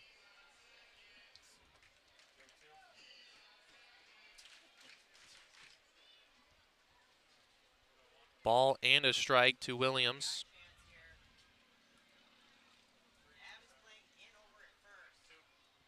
1-1, breaking ball, caught the inside corner. Blaine gets ahead 1-2. I'd have to think Blaine's only got 2 batters left in him, Williams and then Brown. As we get to the top of the order, don't think he'll face the lineup for a 4th time. He's probably only got 2 batters left to his night. As he deals a 1-2 to Williams, it's hit up the middle. A tough play for Traficante. Traff does make the play. A run will come in to score. Kenosha increases their lead now to 6-3.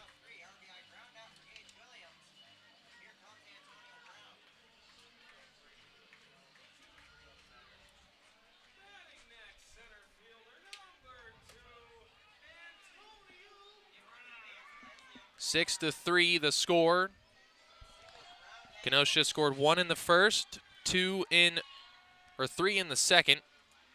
They've already scored 2 here in the 5th. They have another runner on third that would come in to score on a base hit or a fly ball. Infield is in to get the out at home.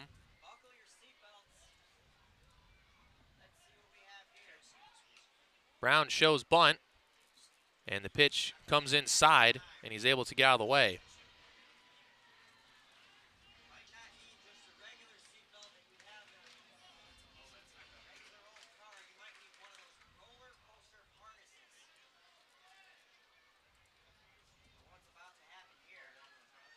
Ball, no strikes. Brown trying to put down the bunt. It's 2-0. If you're Blaine, give him the bunt. If the corner infielders are in and can crash, you could prevent the run from scoring. Hunter tabbed the first baseman way in on the grass. 2-0. Brown will pop the bunt up and foul. Now 2-1.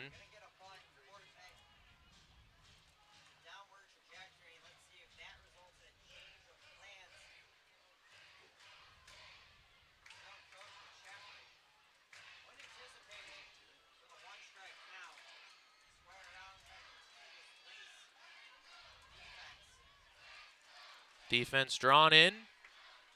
Down by 3. 2-1 pitch to Antonio Brown. No longer bunting. He swings through a fastball. The count, 2-2. 2 balls, 2 strikes.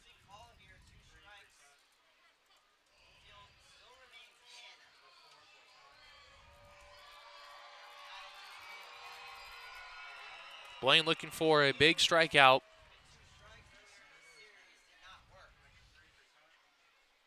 Gets set. His 2-2 to Brown. And Brown will slap it to right. Summerhill in, dives, can't make the catch. It's going to be an RBI single for Antonio Brown. Their 3rd run in the 5th inning, and they lead 7-3.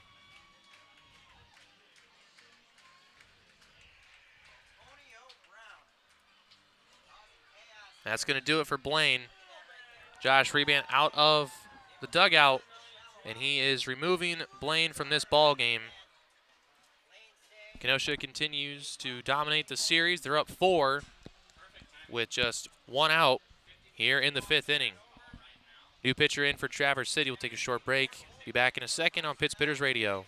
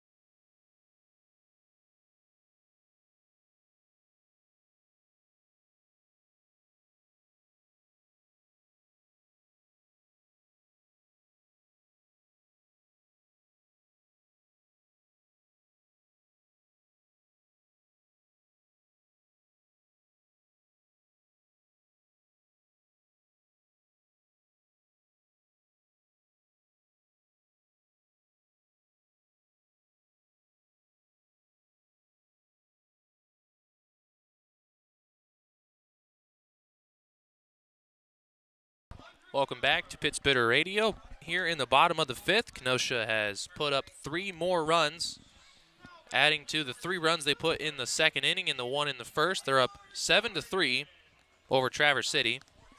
Only 1 out here in the inning. Kenosha got 2 singles to start and then a walk. Then a ground out RBI and an RBI single from Antonio Brown. Top of the order for the Kingfish.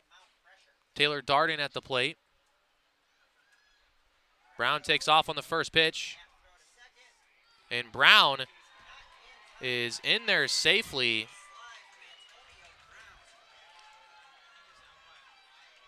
I think that's a bad call by umpire Paul Hess. He slid under Holtink, but Holtink tagged him on the head before he got to second. But it's a stolen base for Brown.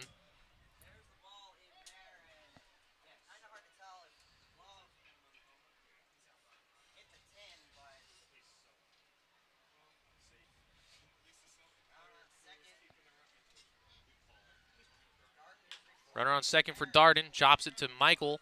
Jake Michael flips to Tab for the second out.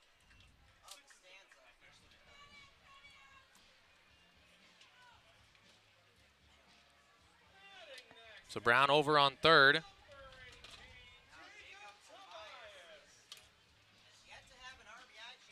Jake Michael, the sophomore from Richmond, took over for Blaine. Got a ground out. Michael in his 4th appearance out of the pen for Traverse City. Only allowed 1 earned run in his previous 3 outings and has allowed just 2 hits in 5 innings pitched. 1.8 ERA. Faces Jacob Tobias here with Brown on third and 2 outs. Tobias is 1 for 2 with a double and a run scored.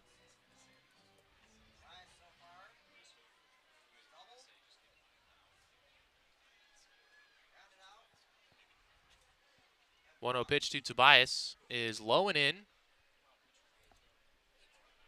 Tobias with at least 1 RBI in every game of the series.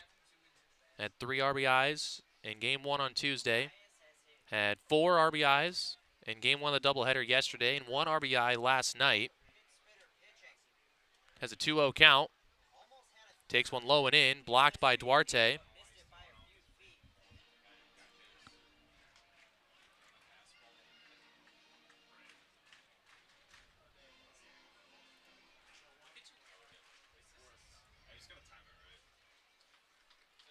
Now 3-0 to Jacob Tobias. Don't know if they'll give him a green light or not. And Michael just misses badly inside.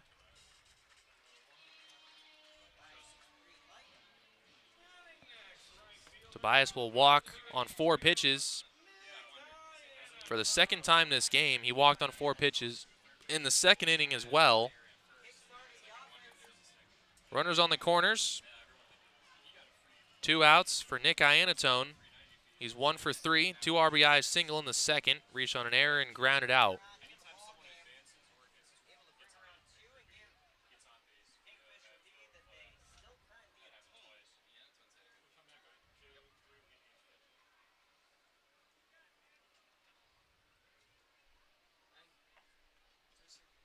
First pitch to Iannatone is a fastball strike on the outside corner.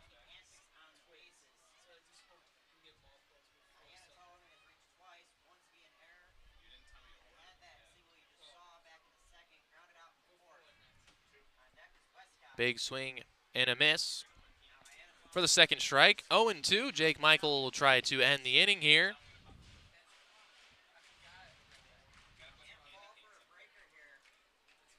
No balls, 2 strikes. Runners on the corners, 2 outs. Pitch from Jake Michael.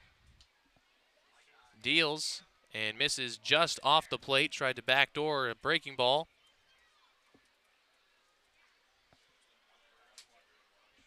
Still well ahead in the count, though. Ball and 2 strikes.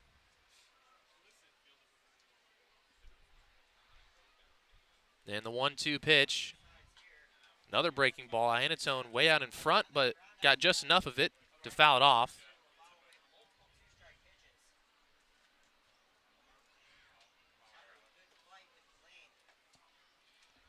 Still a ball and 2 strikes.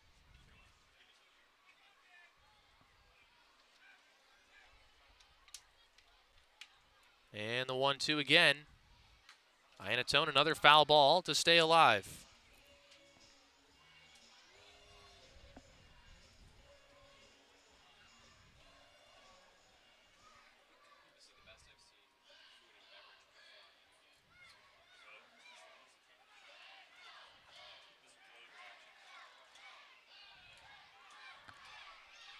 Another 1-2 to Iannatone.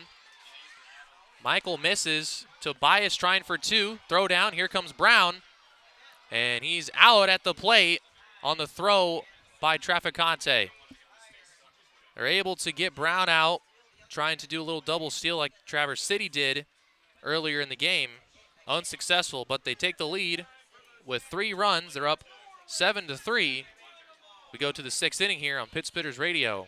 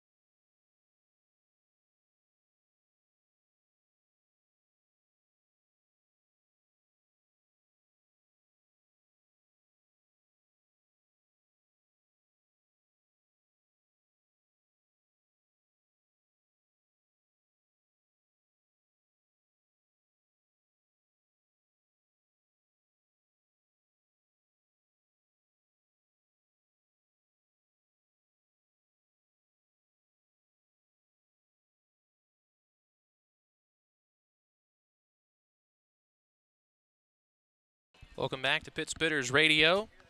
Here in the 6th inning, Kenosha up 7-3. 3 runs in the 2nd and 3 runs in the 5th. The difference here in this game.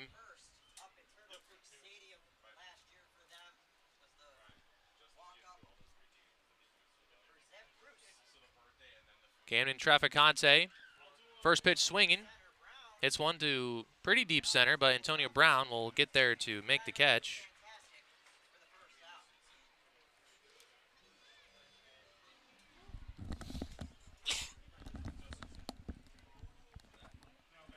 Hunter Tabb in now. The first baseman is hitless, 0 for 2.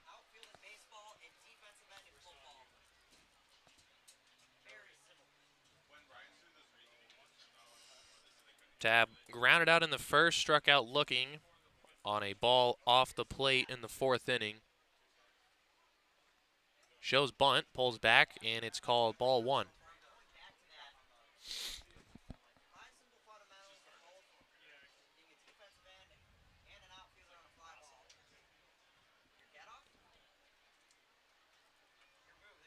Tabb grounds one to third. Play made by Josh Leslie, and the throw across the diamond in time for out number 2.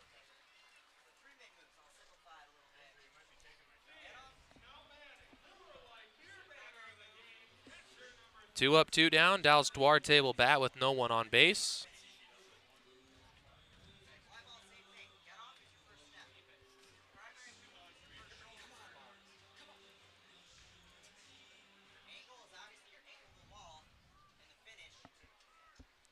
First pitch of the at-bat to Duarte.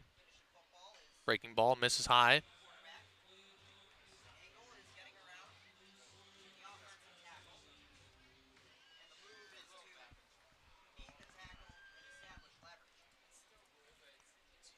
Second pitch of the at-bat to Duarte. Another breaking ball, and that one misses up and in. As Duarte gets ahead in the count, 2-0.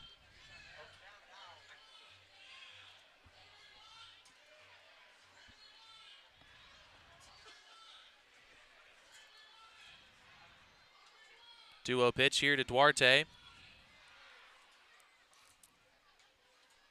And Dahman misses upstairs, so 3-0 with a likely take situation for Duarte trying to reach base.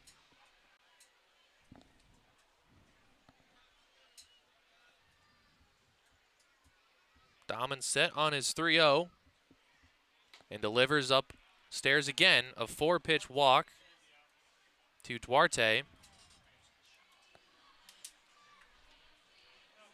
But getting on with 2 outs, going to need a couple of batters behind you to reach base, get hits.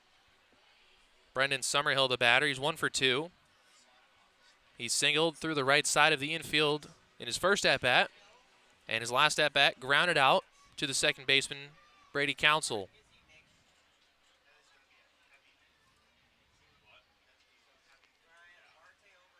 First pitch of this at-bat. First a pick over, and Duarte will dive in safe.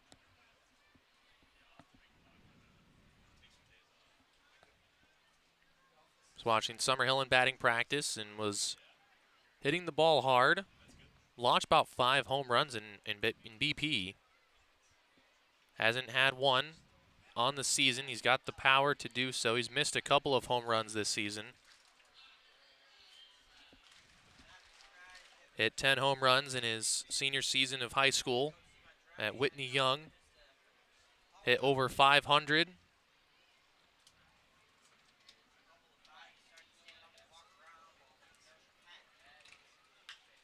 Chops one to first, and a little foul. The play was made by Westcott, but little off the line. A foul ball. Ball and a strike to count. 2 away here in the 6th inning. Duarte reached on the 2-out walk, and Summerhill's trying to put together an at-bat here. Try to get something going with 2 outs and cut into the lead. The 1-1 pitch from Dahman. Breaking ball that ends up right down the middle. Summerhill takes it for strike 2. Ball and 2 strikes.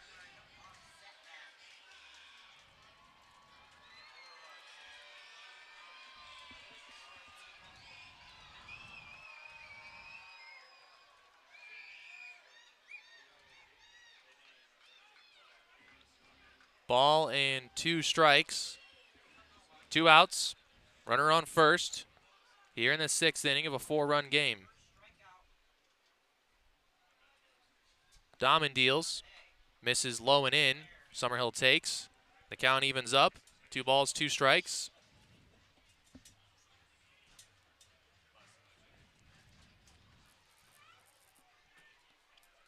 Two balls, 2 strikes, 2 outs. Duarte off of first. And the pitch from Dahman. Breaking ball just misses inside. A good take by Summerhill to lay off. Recognizing the break and letting it go inside, so now the count being full, 3-2 with 2 outs. Duarte will go with the pitch off of first base, get a head start. Dahman against Summerhill. Here's his 3-2 payoff. And Summerhill will foul it off the right side. Just a slow ground ball, sticking with the pitch.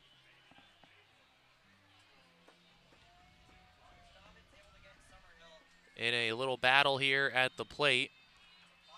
Long at bat. Duarte will be going again. Here in the 6th inning. 3-2, 2 outs. Dahman with another payoff pitch to Brendan Summerhill. And he misses upstairs. So back-to-back 2-out walks issued by Randon Dahman. And we'll get a mound visit from Kenosha as Cody Holtink, the second baseman, is getting ready for his at-bat.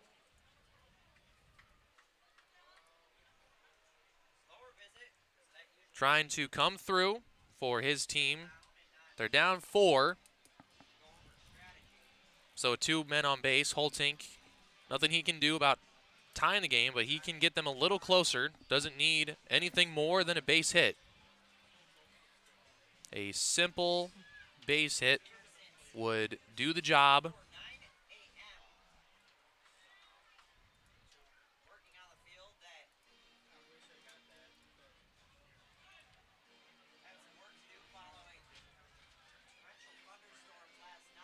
Runners on first and second. 2 outs for Cody Holtink. He's 0 for 1. Reached on a fielder's choice in the second. Walked his last at-bat. Checks his swing on a ball out of the zone. Able to hold up on the first pitch.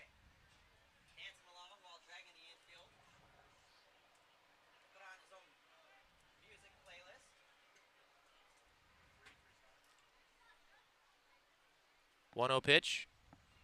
Dahman deals. Misses outside. A good pick behind the plate by Gage Williams to keep that one from getting away.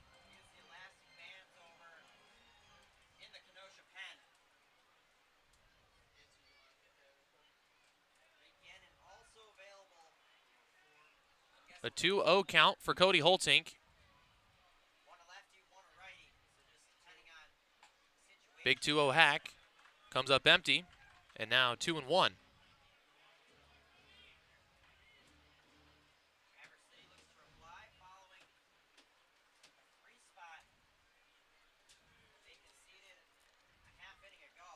Two balls and a strike with 2 runners on base for Cody Holtink. He takes upstairs. Now 3-1.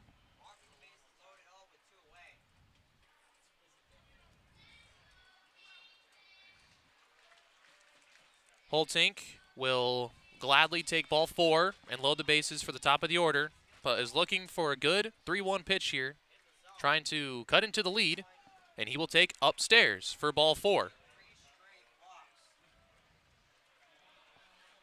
3 consecutive. 2 out walks issued by Randon Dahman. And the bases are loaded for the top of the order of Traverse City. Christian Beal, the center fielder, up. A good guy to have at the plate in a position where you need a hit. He has been retired twice tonight. His only time on base, a walk in the second inning. First pitch takes outside. Could be a spot for Beal to take until you see a strike. Because of 3 straight walks, you don't want to get yourself out. Swinging a pitch not necessarily in the zone. Now 2-0 as Dahman has lost the zone here in the 6th inning. His day started with the walk in the 5th. He walked Cody Holtink to start the inning. Got a couple outs and then gave up a RBI double to Summerhill. Got a ground ball to end the inning. Started this inning with a fly out and then a ground ball. And has lost the zone with 3 straight 2-out walks. Bases are loaded for Christian Beal at the top of the order. Takes the 2-0 high. Now it's 3-0. Jake Smallwood on deck, a good hitter. So Beal will be taking this all the way, no doubt about it, with the 3-0 count.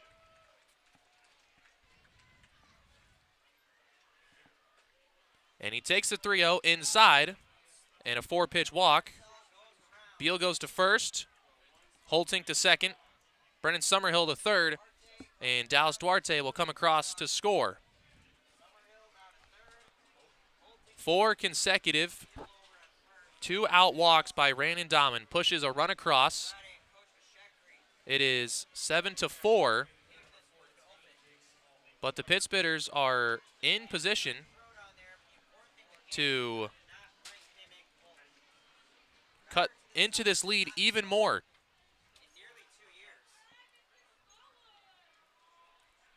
Down by 3, the tying run on base in the form of Beal at first. Smallwood representing the go-ahead run.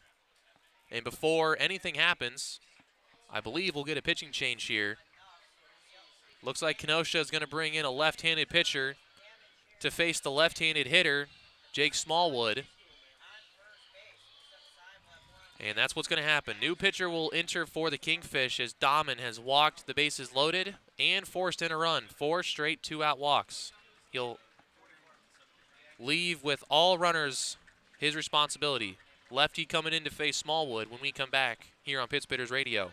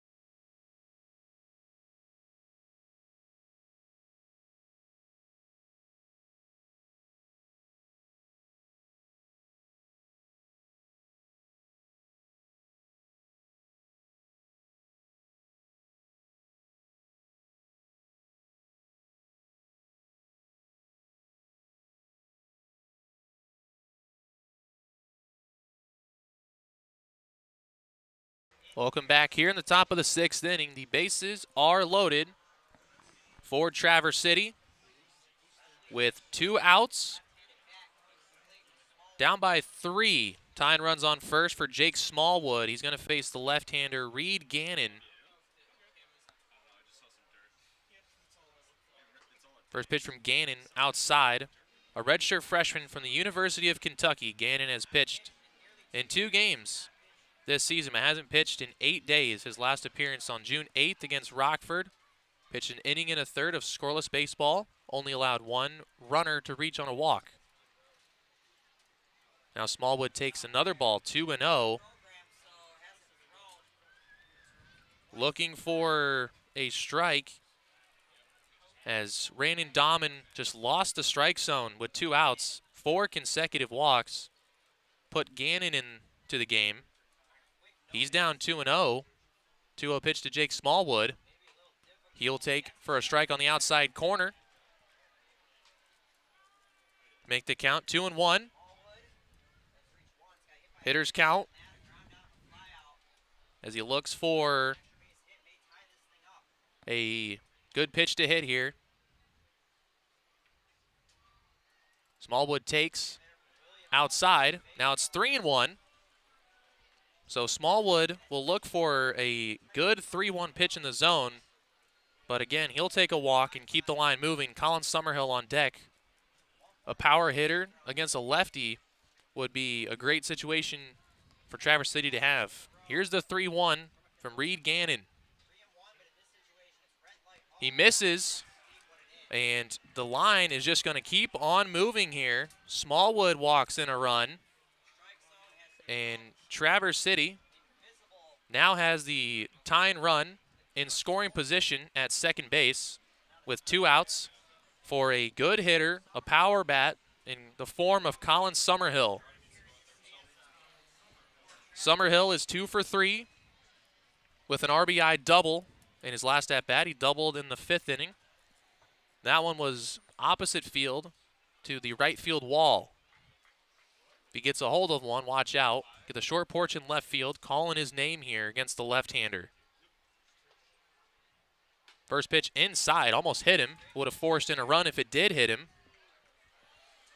So Kenosha's plan to go to their lefty to face Smallwood has backfired as he walked him, and now there are going to be at least 5 straight right-handers in the lineup. 1-0. Summerhill's going to see a strike and take it. Evens the count at 1-1. Strike zone has disappeared here in the inning for Kenosha pitchers. 5 consecutive 2-out walks. 1-1 to Summerhill. He holds inside, and now the count, 2 balls and a strike. A hitter's count for a good hitter.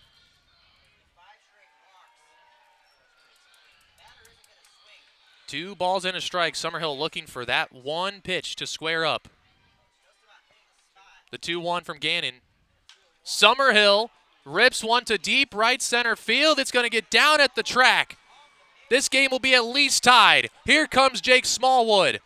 The throw is going to go to third. Diving in safely is Colin Summerhill with the bases clearing 2-out triple, and Traverse City has taken an 8-7 lead.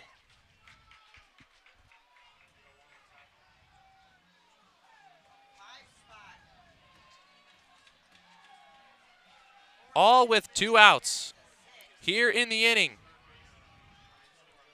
The Pittsbitters have come back with 5 runs, and they are on top.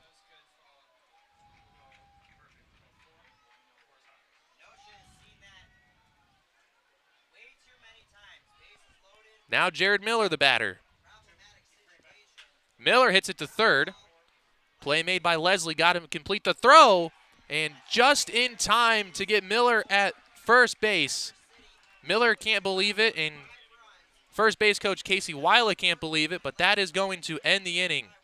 Colin Summerhill, a 2-out, bases clearing triple, gives them the lead. They're up 8-7. We go to the bottom of the 6th on Pittsbitters Radio.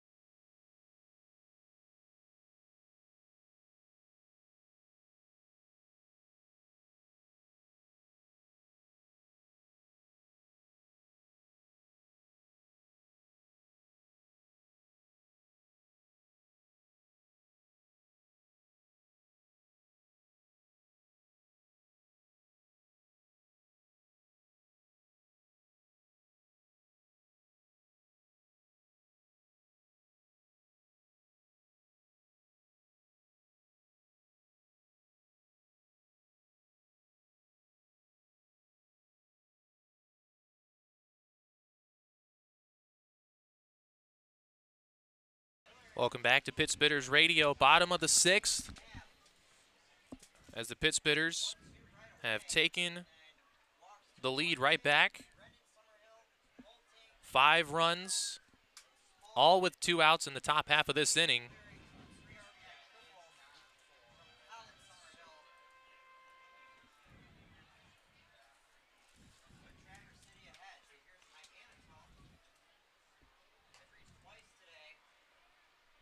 Jake Michael on the mound. He came up and cleaned up the 5th inning. Gets behind in the count here. Michael facing the middle of the lineup, 3, 4, and 5 for the Kingfish. Iannatone is 1 for 3 in the game. Fouls one out of play. The count will even at 2 balls and 2 strikes.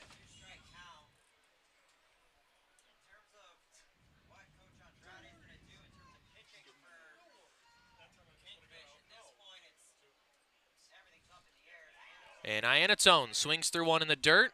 Duarte has to throw it to first. Tab is there, and there's one away here in the 6th.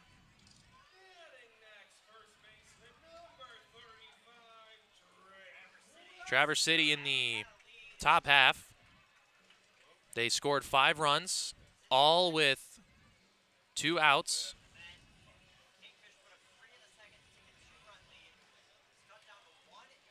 They had 4, make it 5 consecutive 2-out walks. And then Colin Summerhill entered, and on a 2-1 pitch, crushed it to right field. His second opposite field extra base hit, cleared the bases, and got in safe with a triple.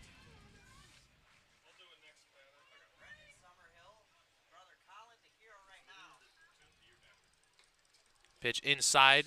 Michaels missed in on Drake Westcott twice. So it's 2-0.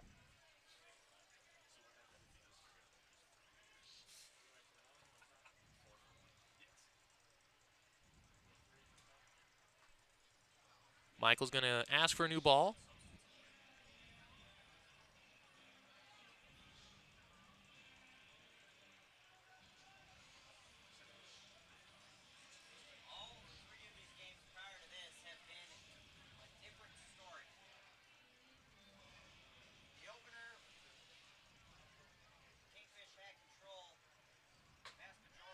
Michael finds the zone. Makes it 2-1.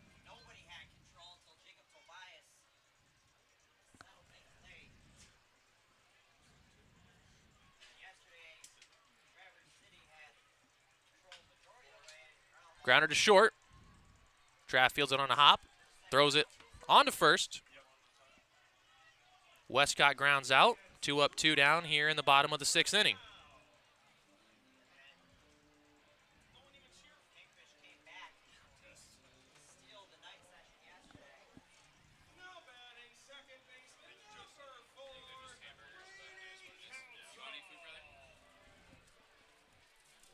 Two up, 2 down. Brady Council, the hitter. Council is 1 for 3 in the game. He started the 3-run 5th inning with a single.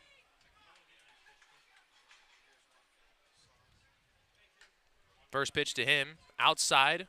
Michael misses the zone.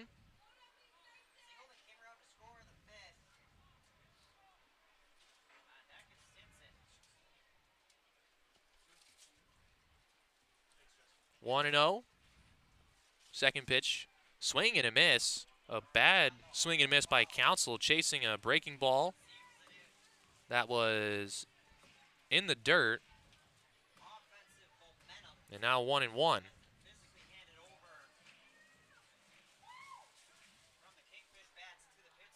Ball and a strike to Council, the second baseman for Kenosha. And Michael tried to go to the same pitch and get a chase and misses.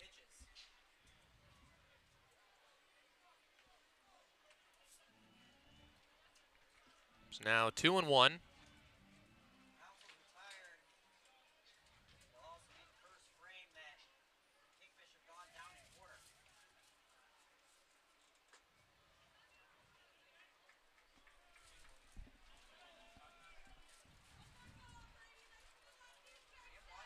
Count to Council is 3-1. And he holds on the 3-1. It's called a strike. It went off the glove of Duarte. But he got the strike call.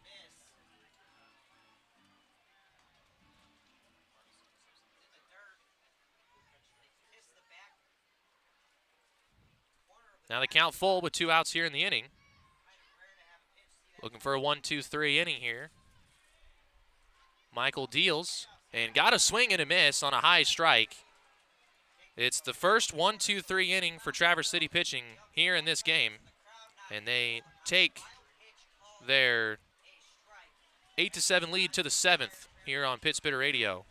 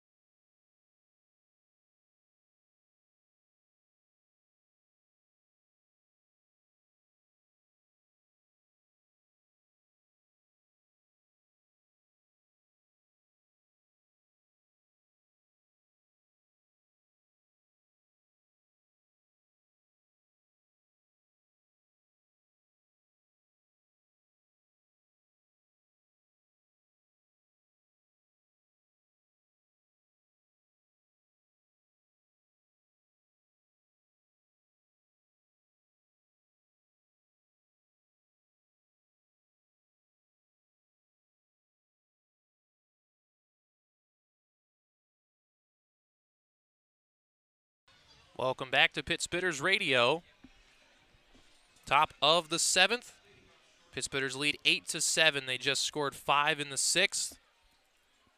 And they're starting this inning right where they started the 6th with Camden Traficante. 9 batters came around in the 6th. They look to continue their momentum.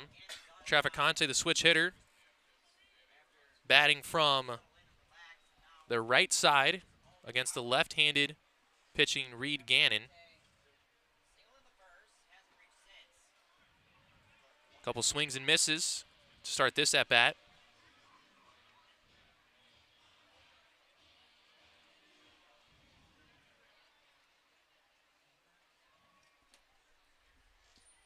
Oh and 2 to the shortstop. And Gannon hits the outside corner. First strike 3 called. 3 pitches and 3 strikes to start the 7th inning.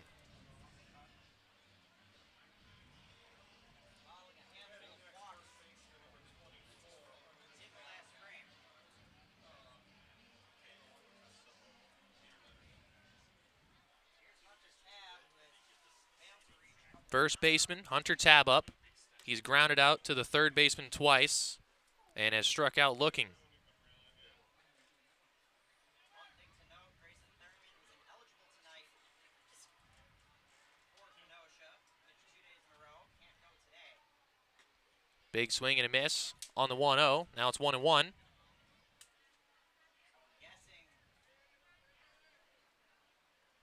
Gannon has 7. That'll be Pfeiffer and Malatesnik 8. Another swing and a miss, chasing another pitch outside, 1-2. What both offenses are able to do. Gannon looks for back-to-back Ks. Tab fighting off the 2-strike pitch, sends it out of play. Will stay alive and get another 1-2.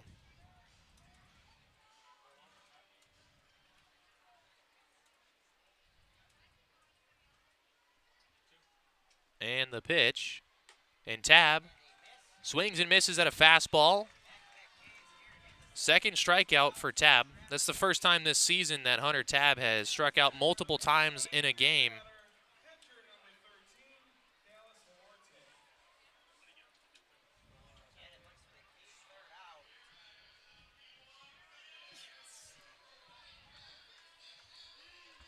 Dallas Duarte, the catcher, in 0 for 2, but he walked with 2 outs in the 6th. He started a string of 5 consecutive walks with 2 outs. And then Summerhill, after those 5 walks, tripled to give his team the 8-7 lead. That's where we currently sit.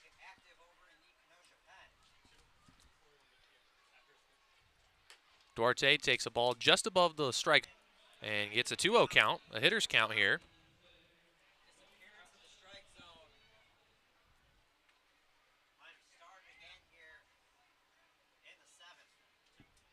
The 2-0 to Duarte.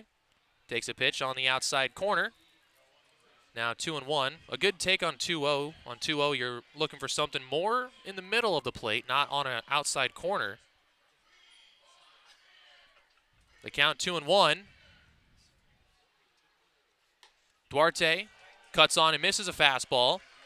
And Gannon to strike away from striking out the side in the 7th. No arm in the bullpen, so Michael will likely come out and pitch in the 7th. They're going to have Stinson, Leslie, Williams, 6, 7, 8 in their lineup. 2-2 pitch to Dallas Duarte. The lefty Gannon into the windup, deals. Misses up top, and the count will run full to Duarte.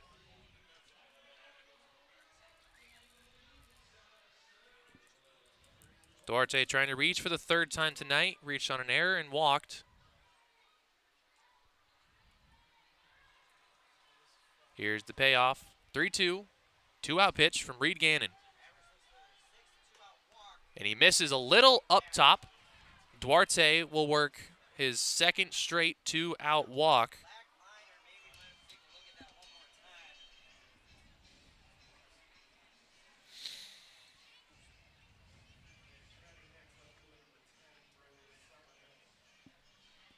The inning will continue for Brendan Summerhill, the left fielder. He's 1 for 2. He is singled, and his last at bat he walked following Duarte. Came around to score later in that inning on Jake Smallwood's walk. Lefty-lefty matchup for Gannon. First pitch swinging, Summerhill to second. Counsell will field and retire Summerhill on a throw to first. 2-out walk for Duarte, but nothing else comes from the inning. We go to the bottom of the 7th. Stretching here in Kenosha. Pittsburgh's up by 1, 8-7 here on Pittsburgh's Radio.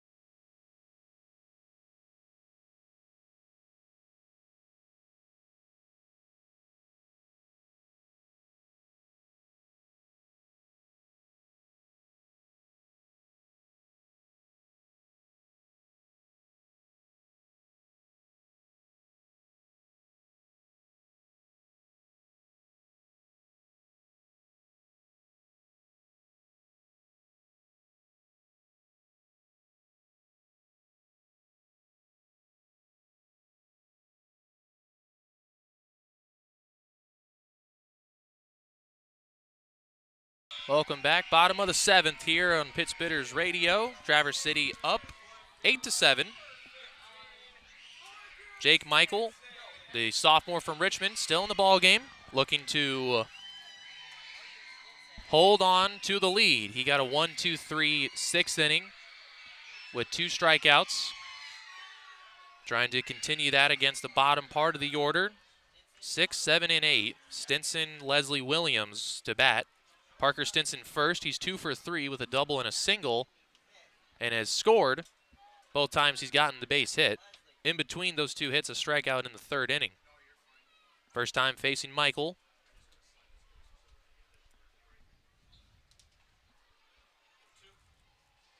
2-0 the count.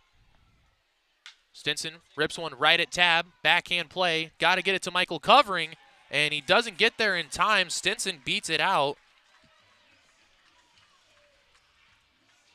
Michael is maybe a little late getting over there. It should have been a leadoff out, but Stinson was able to beat Michael to the base to start the inning. That is the tying run on. So I would suspect Josh Leslie will be sacrificing Parker Stinson over to second base late in this game as the tying run.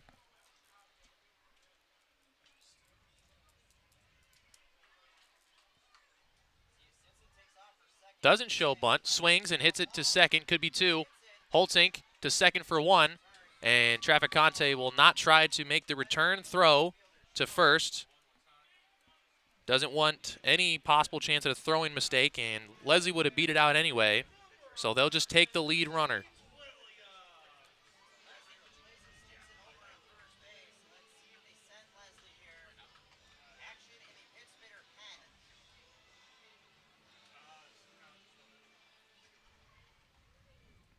Now Gage Williams.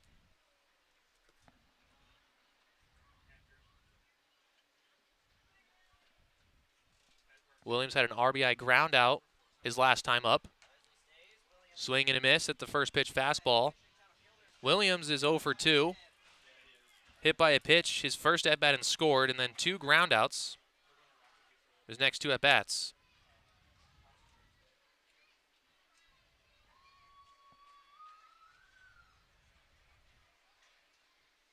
Runner takes off, pitches a ball, throw down, is in time to nail the runner Leslie at second. Dallas Duarte gets his first caught stealing of the season.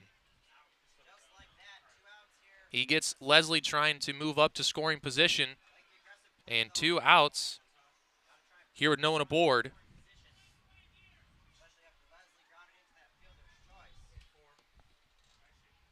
Swing and a miss at a ball off the plate. A good slider from Michael. Williams chase, and he's down 1-2. Jake Michael a strike away from ending the 7th, sending this game to the 8th.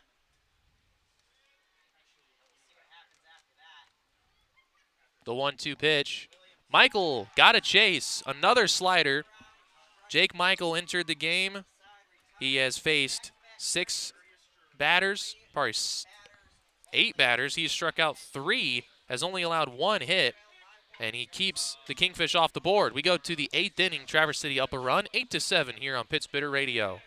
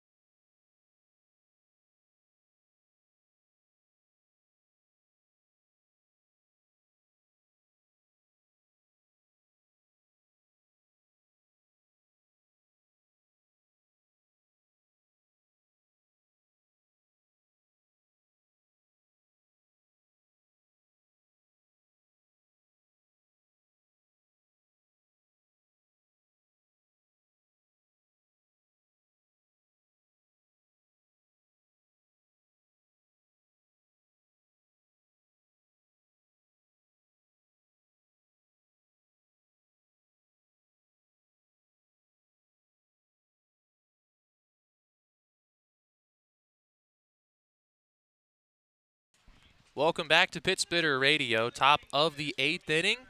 Pittsburgh's lead 1 run, 8-7. They were able to climb back into the game with a 5-run 6th inning. The fourth pitcher of the game is in for the Kingfish, Blake Malatestinik. Malatestinik just pitched last night in the 7-6 comeback victory for Kenosha. Pitched a scoreless inning, allowed just 1 hit. Also got a strikeout. He relieves Reed Gannon, who entered with the bases loaded, a tough spot, but he gave up the lead on a 3 RBI bases clearing triple from Colin Summerhill. And he is currently in line for the loss. He came in and walked in the first batter he faced, walked him, and then the triple happened. So he's currently in line for the loss here. Malatestinik facing Holtink, then the top of the order. Holtink behind 0-2. He's walked his last 2 at-bats. But he's going to go down on strikes here. 3 consecutive. 2 swinging, and then he takes that one across the knees looking. First batter, first strikeout for Malatestinik.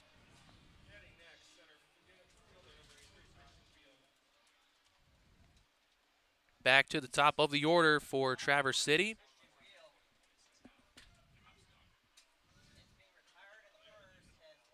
Christian Beal has been on base 3 times, 2 walks and a fielder's choice. First pitch breaking ball, out of the zone. Malatestinik pitched the 8th inning yesterday. Didn't face Christian Beal. He faced the bottom of the order. Beal sends one to right. Trouble down the line, but it's going to get a little foul. And just a long strike. And he'll come all the way back and do it again.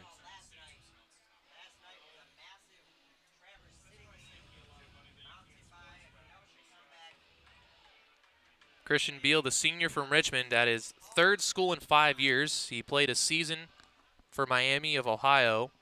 Then he transferred to Bates College, played there for 3 seasons, posted a .354 batting average in his 3 seasons there, and then transferred to Richmond, where he hit .314 in the spring. A dive by Council on a line drive up the middle. It's going to be caught, robbing Christian Beal of a base hit.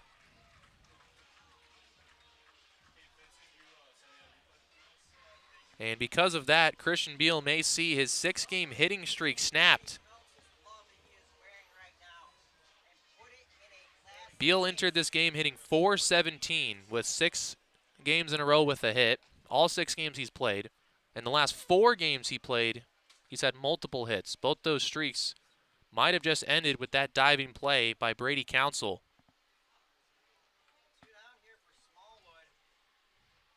Now there's 2 outs. No one aboard. And Jake Smallwood, the designated hitter, is in for the 5th time. He is hitless 0 for 2, but he has reached twice and scored twice on a hit by pitch and a walk. He was the first batter to face Reed Gannon in the 6th. The lefty Gannon came out of the bullpen to face the lefty Smallwood. He walked him to force in a run. And then Smallwood would score the go-ahead run on Colin Summerhill's bases clearing triple. Summerhill was hit by a pitch, or Smallwood was hit by the pitch in the 1st, then grounded out, then flew out, then walked. Here's his 5th plate appearance. 1-1 count against the righty Malatestinik. Got a pitch to hit. Foul tipped it into the glove of Gage Williams, and he falls behind 1-2. Arm in the bullpen for the Pittsburghers. It looks like Anthony Ramirez. Not sure if he'll be coming in the 8th or if they'll stick with Jake Michael. 1-2 for Malatestinik. Misses a little outside. Count evens up at 2-2.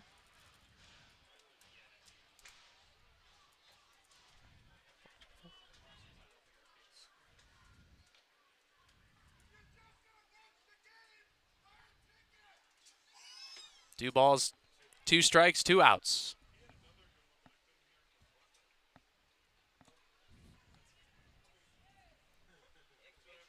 Malatesnik against Smallwood looking for a 1-2-3 8th inning. Into the windup. Here's his pitch.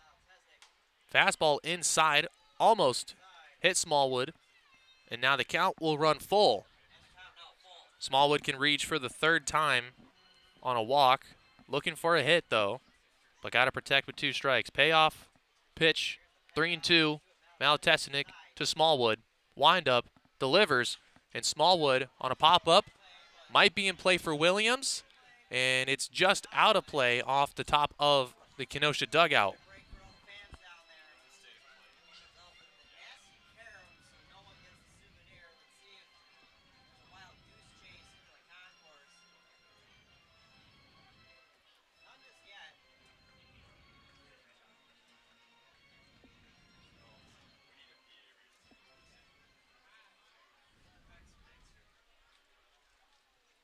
Another payoff pitch, 3-2 to Smallwood. Malatesnik windup, and here's his pitch. Smallwood hits it into right, shallow, and a running catch made by Iannatone to end the inning. We go to the bottom of the 8th. Kenosha has 6 outs to play with, and the Pittsbitters look to hold on to their 1-run lead. To the 8th we go on Pittsbitter Radio.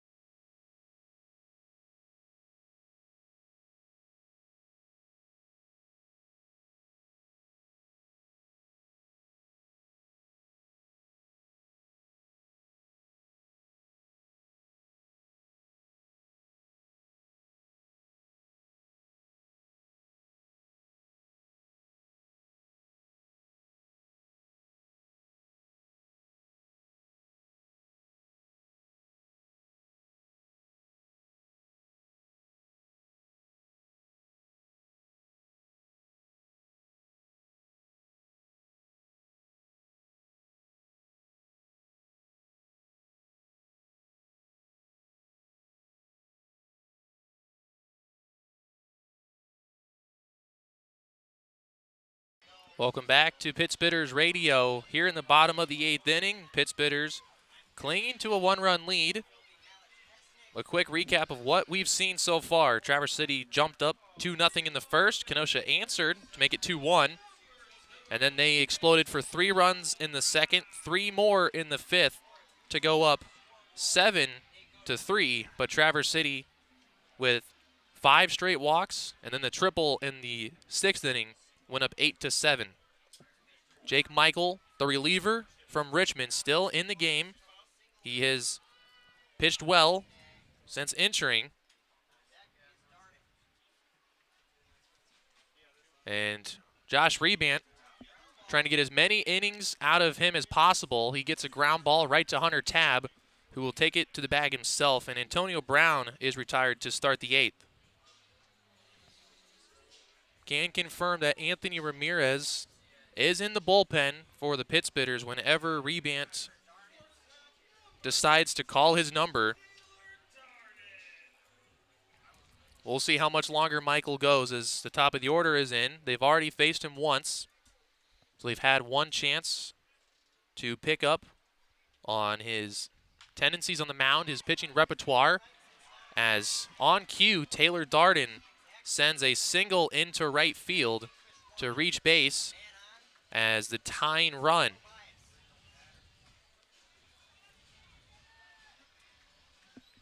First hit of the game for Darden.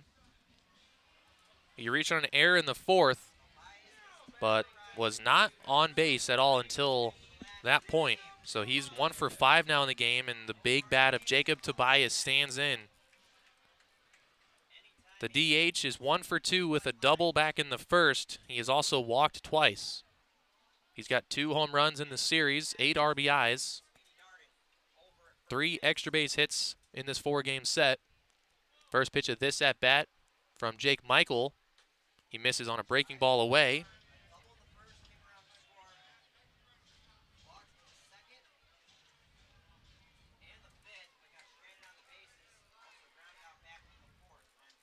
Ball, no strikes. Darden off of first. He's the tying run. Pitch low and in to Tobias. Now it's 2-0. And the dangerous pitch coming from Michael in a fastball count to a guy who has hit fastballs well in the series.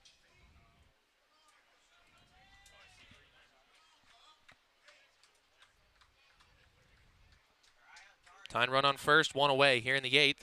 The 2-0 pitch here to Tobias. Michael deals and paints the outside corner with a heater to make it 2-1. Trying to battle back in the count, but doesn't want to, need to throw strikes, but doesn't want to throw anything over the heart of the plate. He's got to work corners.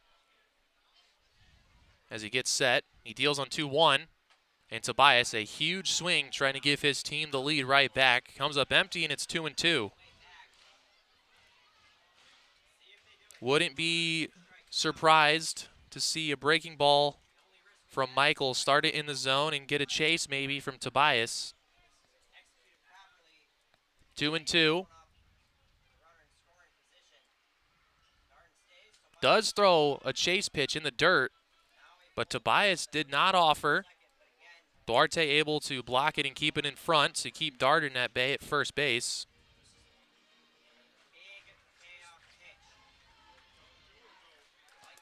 3-2 with 1 out and 1 on. Big pitch coming. If you walk him, you put the tying run in scoring position.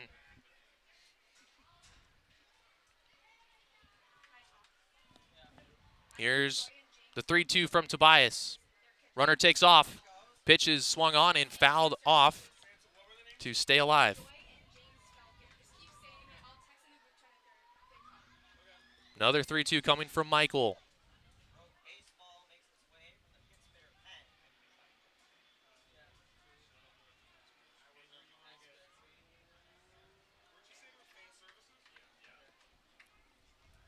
Another big pitch coming with the runner at first. Darden might take off again. We'll see. 3-2 to Tobias. Pitch from Michael. Runner does move. Pitch is called a ball. A very close pitch. And Tobias will work himself on for the 3rd time he has walked. The tying run moves into scoring position here in the 8th inning. Josh Rebands out of the dugout. That might be all for Jake Michael. He makes the call. We'll have Anthony Ramirez enter here with 2 on and 1 out with the middle of the order up for the Kingfish when we come back here on Pit Spitters Radio.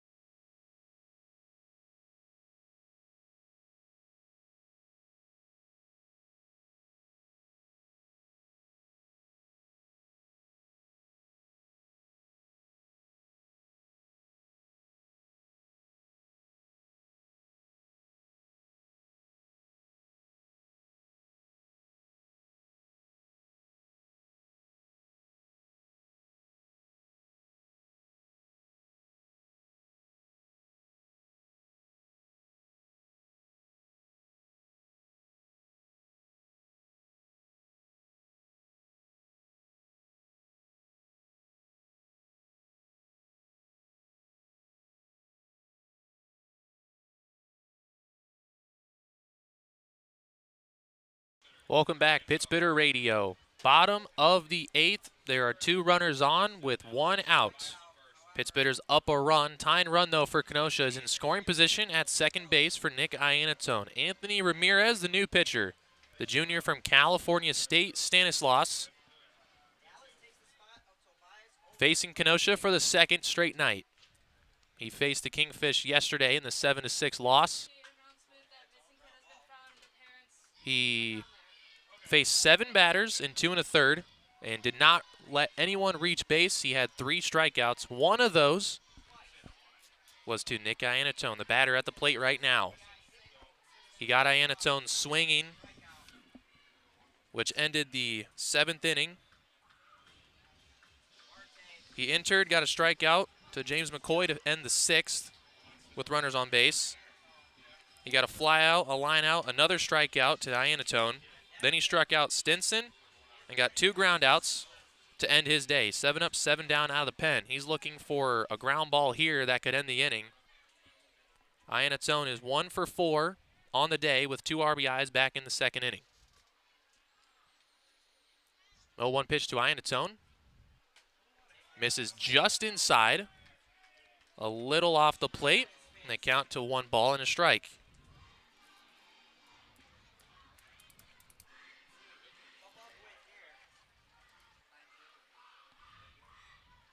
Iannatone trying to deliver 1-1.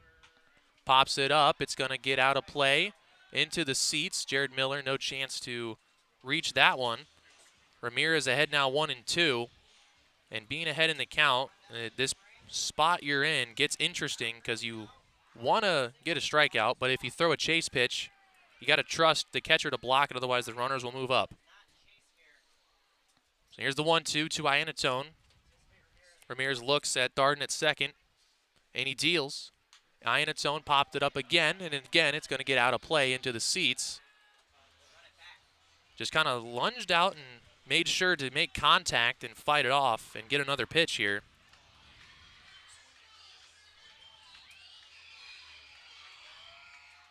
Iannatone in this 4-game set has started in 3 games. He has 3 hits.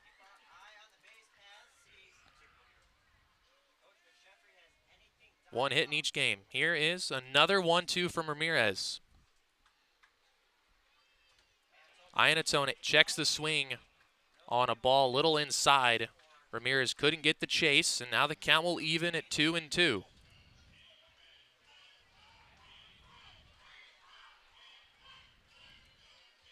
Two balls, 2 strikes, with 2 runners on here in the 8th inning. Only 1 out. Ramirez to Iannatone. He deals. Iannatone to second. Holtink to Traff. A fake to first. And they just get 1 out as Iannatone beats out the double play. But Holtink able to get the runner at second. The tying run advances to third. So you got to watch any ball in the dirt. Duarte has to be very active back there to prevent anything from getting away.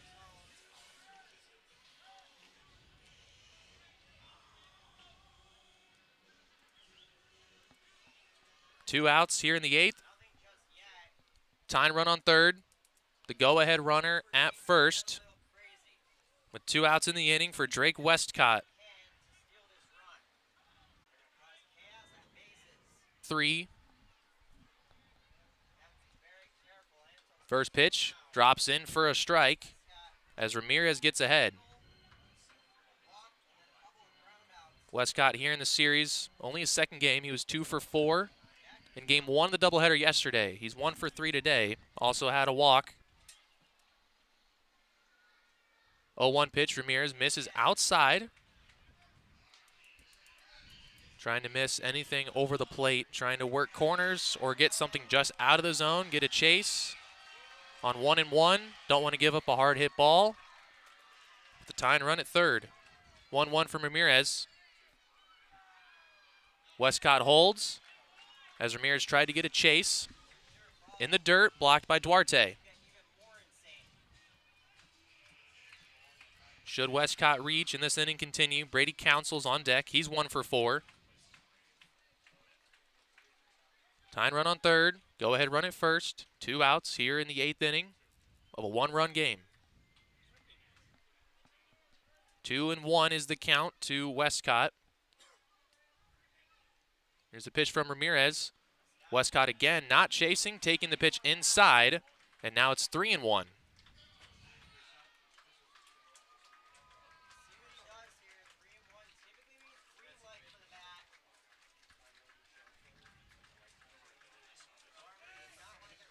Got to be careful with this pitch. Here's a 3-1 to Westcott. Misses just off the outside corner. And now the bases are going to be loaded for Brady Council.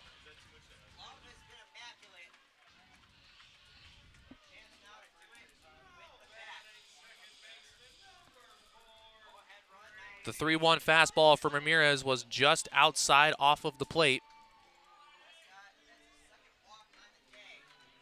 So Council will get a chance here. The second baseman with the bases loaded. He is 1 for 4 in the game. He's singled back in the 5th. First pitch of this at-bat from Anthony Ramirez. Gets a fly ball to right. It's shallow. Summerhill over and making the catch to end the inning. Anthony Ramirez strands the bases loaded and sends this game to the 9th. Pittsburghers up 1 on Pittsburghers Radio.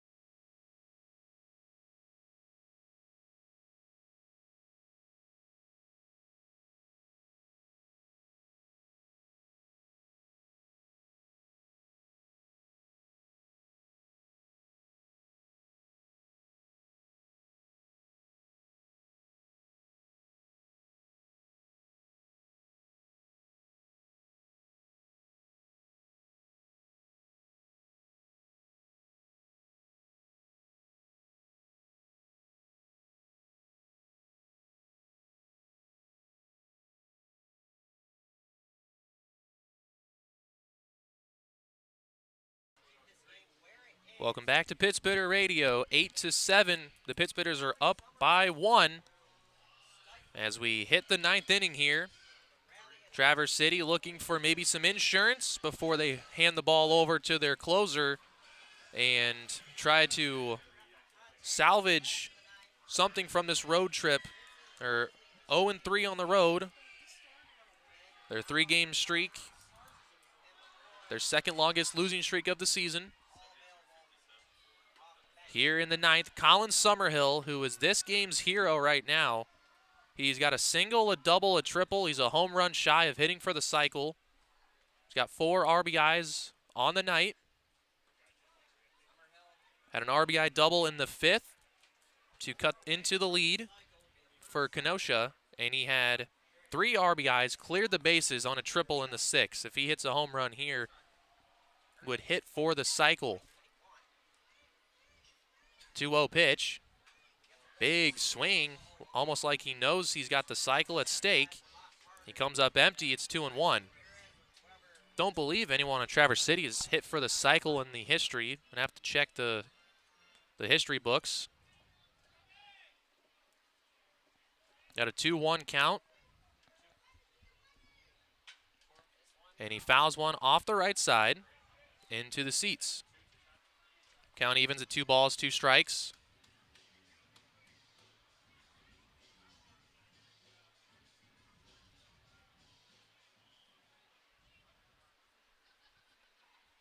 Two from Blake Malatestinick. Goes into the windup. He deals. Summerhill takes a high fastball.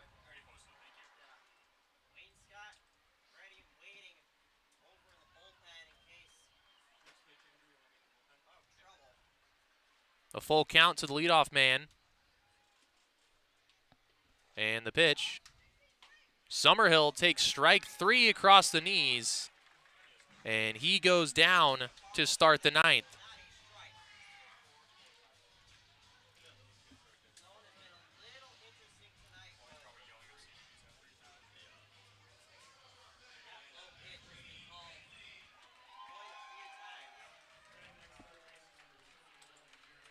Summerhill goes down on strikes. It brings in Jared Miller. Miller's 0 for 4.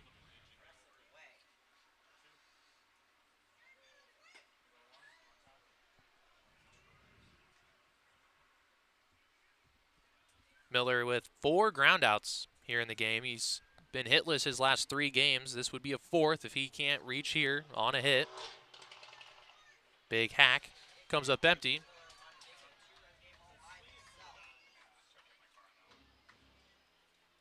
Evens the count. Ball and a strike.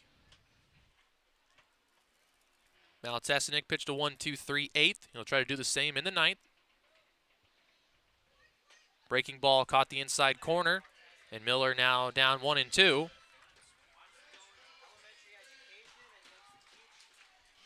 Ball and 2 strikes to the third baseman. Traficante on deck. And the pitch. Miller watches a fastball for strike 3. That one on the outside corner. Malatestinick has faced 5 batters out of the bullpen. He has struck out 3 of them, all looking. Last chance for Pittsburghers in the 9th. Trying to get any bit of insurance for their bullpen. Traff is 1 for 4 with an RBI single in the first. He struck out looking his last at-bat. Tried to bunt himself on base and whiffed on the bunt attempt. So a first pitch strike.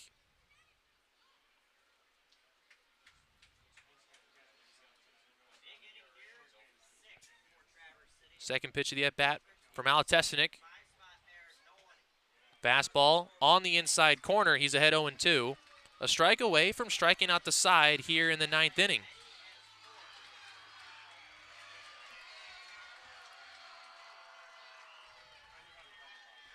The 0-2 to Traficante. Traff checked the swing. And the third base umpire says he swung when the bat barely moved off the shoulder. So I guess he struck out the side. Nonetheless, Pittsburghers up by 1, looking for the win here. To the bottom of the 9th we go on Pittsburgh Radio.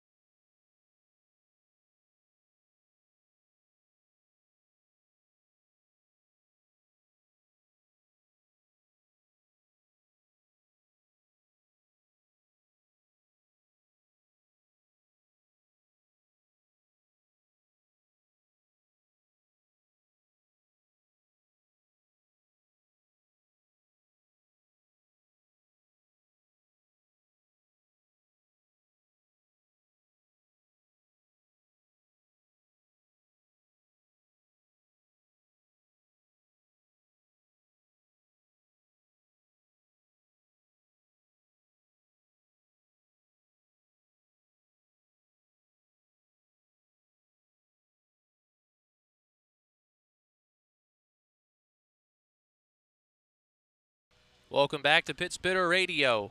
Bottom of the 9th. It is a 1-run lead for Traverse City. They're up 8-7.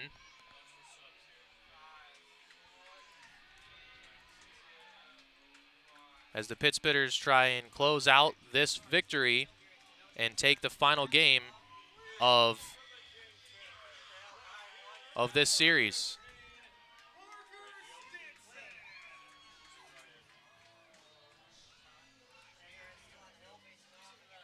Anthony Ramirez in the game. After straining the bases loaded, Reband's going to stick with him instead of going to the bullpen.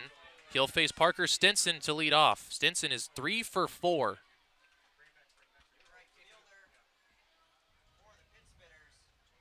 First pitch of the at-bat. Stinson late, swing and a miss.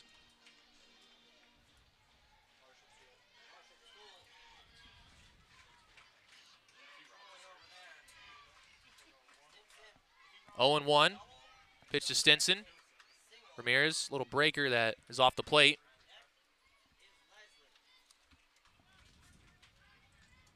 Traverse City putting Marshall Toole in right field for Summerhill. 1-1 from Ramirez.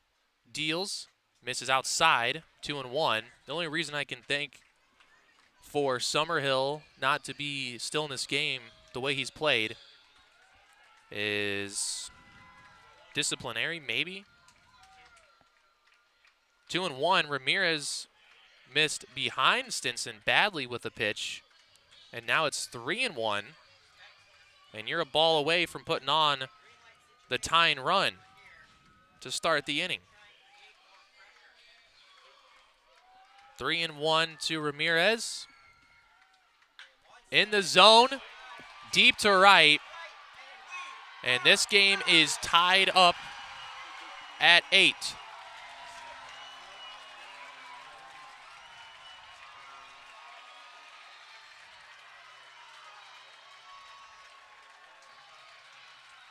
Parker Stinson with a deep, no-doubt home run to right field to tie this game at 8.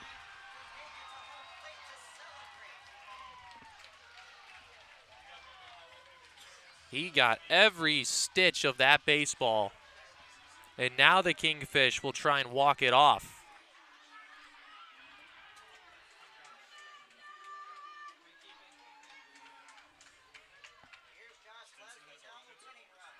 Josh Leslie in, the third baseman, is 0 for 3, has reached base on a walk and scored in the 5th. Now 2-0 the count.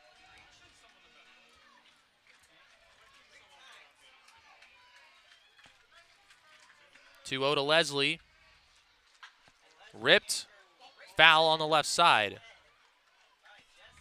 Gotta wonder what the process was for Josh Rebant to keep Ramirez in the game instead of going to the bullpen and getting the closer in.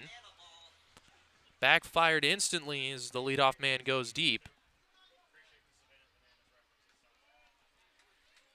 Now tied up at 8. Ramirez is just trying to get this game to extra innings. Has a 2-2 count against Josh Leslie here. The 2-2. Hit to third. Routine for Jared Miller. And in time for out number 1.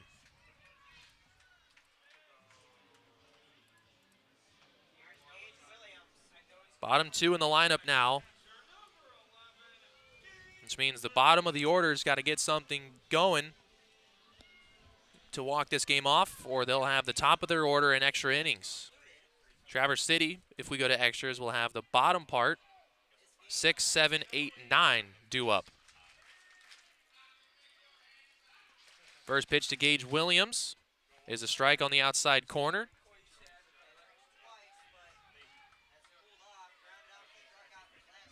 Williams hit by a pitch in the second, and pair grounded and a strikeout the rest of the way. Takes a breaking ball a little high.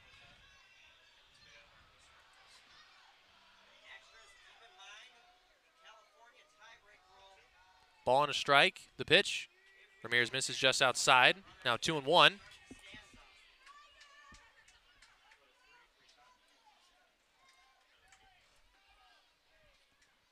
The 2-1 to Williams is fouled off. And the count evens at 2-2 now.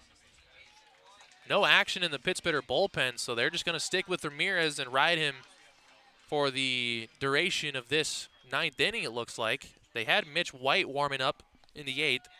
Sat him down, stuck with Ramirez.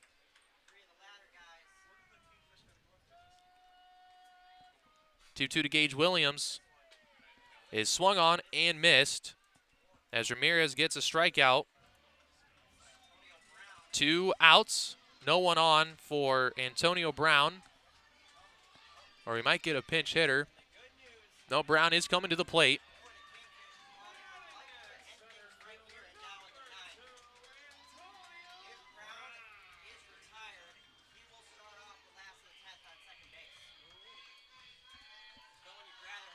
Brown is 2 for 4 with 2 RBIs in the game.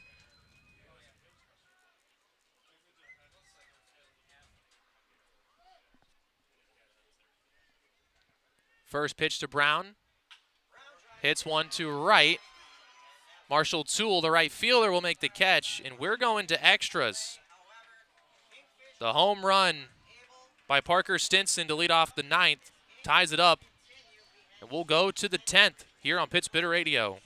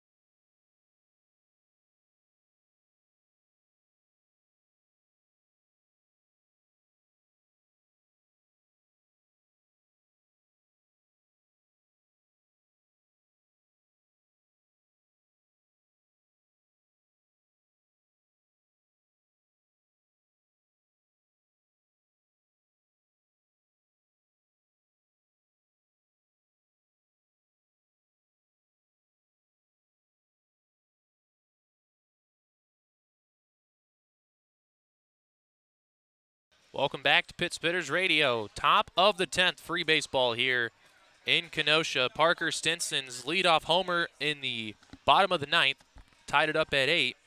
Ramirez retired the next 3, but the damage was done. So here in extras with the free runner that starts at second for both teams. Traficante made the last out in the ninth, so he starts at second base here in the 10th. So Traff on second. It's 6, 7, 8 for the Traverse City offense. Hunter Tabb will be the first batter. Definitely the advantage in these situations goes to the home team, knowing what they need. Tabb will potentially try to sacrifice Traficante to third and let Dallas Duarte, the hitter on deck, knock him in. Tabb for the day is 0 for 4. 2 groundouts to third, 2 strikeouts.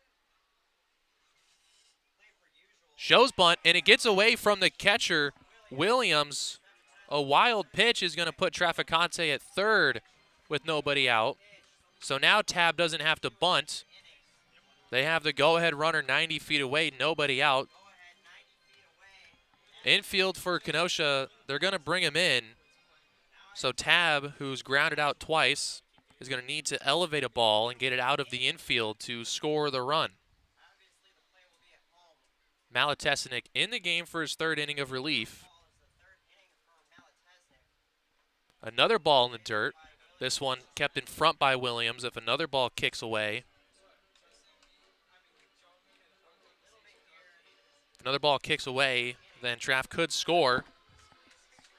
Tab has a 2-0 count. He's got a chance here to continue his hit streak to 6 games. He's got a 5-game streak, one for all 5 games that he has participated in.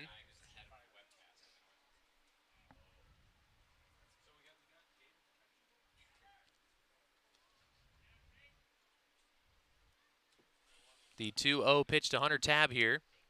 Malatesnik deals, and he misses low and away. If he walks Tab, he'll put another runner on base. Bottom of the order is going to have to come through for Traverse City because the top of the Kingfish order is due up in the bottom half. 3-0, definitely take all the way here if you're Tab. Well, we got the 3-0 green light, and he cut through a fastball and missed. Looked like a strike anyway. So 3-1 now to Hunter Tab. Pitch for Malatesnik. That one's going to miss the zone, and Hunter Tab is going to lead off the 10th with a walk.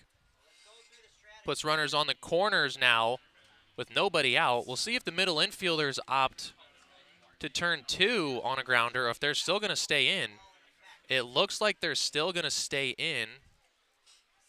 Well, they're going to take a few steps back. Dallas Duarte is 0 for 2. He's walked his last 2 at-bats, reached once on an error, and then grounded out. Duarte showed bunt, maybe to do a little safety squeeze to score the runner. Pulled back, and a ball called outside.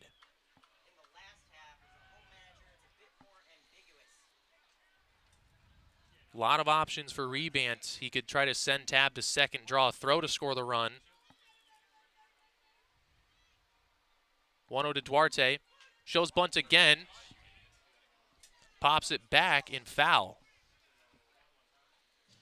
Bunting in this series has been a problem for the Pittsbitters. They bunted into a double play in the second inning. Cody Holtzink failed to get a good bunt down. He popped it up, and because the runners had to hold up and make sure it dropped when it did, Gage Williams started a double play to third, then to second. Duarte just popped that one foul. Just need a deep enough fly ball to score Traff on a sacrifice fly. 1-1 here for Malatesnik. Duarte showing again, popped it up to the pitcher, and Malatesnik returns it to first for a double play.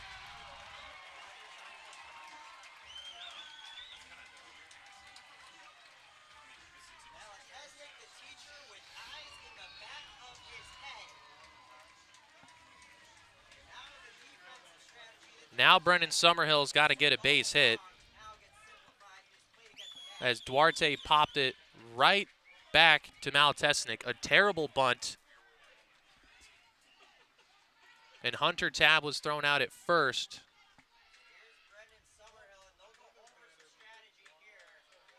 Josh Rebant, the third base coach and field manager, calls over Brendan Summerhill and Traficante to have a little talk. Brendan's going to need a base hit here.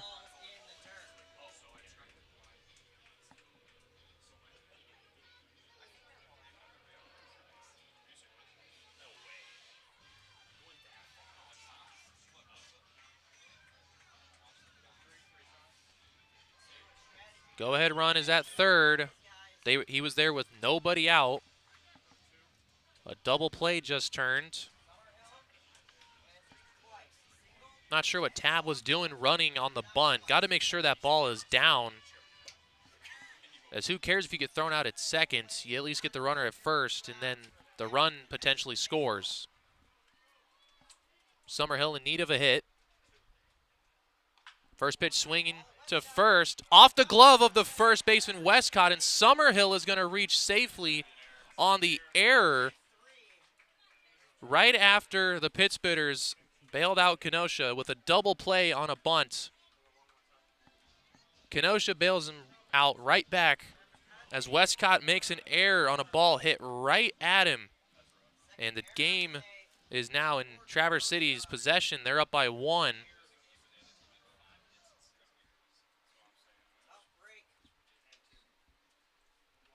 Pittsburgh's up 1.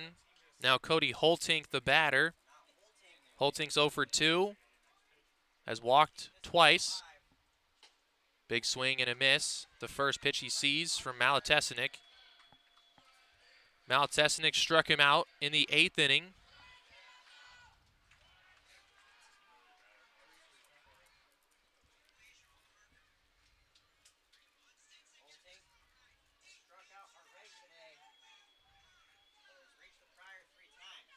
Holtink looking to continue the inning.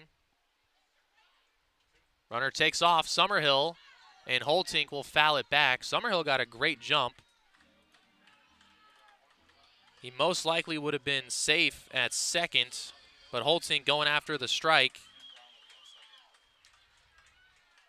Got a piece and fouled it off. Summerhill back to first and an 0-2 count waiting for Cody Holtink.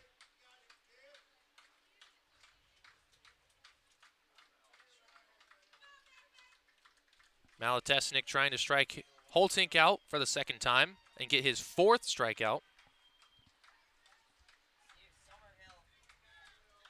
0-2, 2 outs, runner on first. Pitch to Holtink. Misses inside. Summerhill's going to go to second on a pass ball, and he's thrown out by Williams. That's going to end the inning. So Traverse City gets 1. They take a 1-run lead, but the Kingfish get the free runner at second too. Traverse City will look to close this one out again. We go to the bottom half of the 10th here on Pitts Bitters Radio.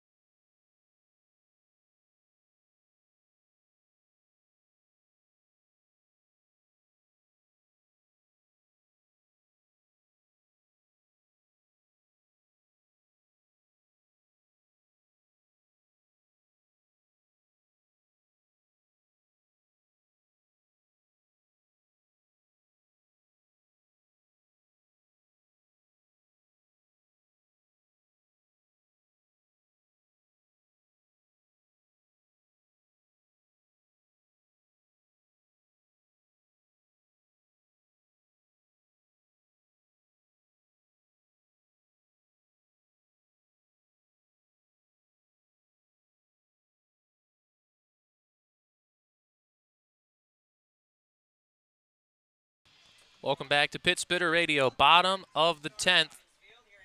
Here in extra innings, Kenosha will get the free runner at second base.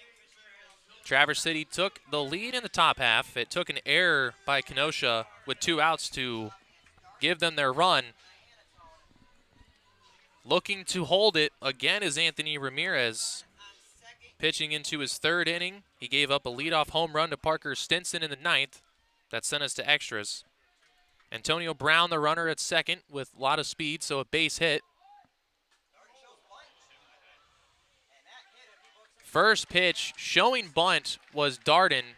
It came inside and hit him in the helmet, and he gets a pass to first. Now the winning run on base with just 1 pitch thrown here in the inning.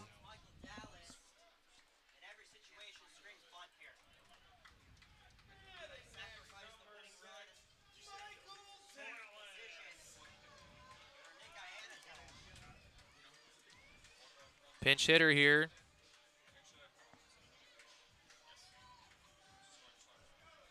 Michael Dallas taking over.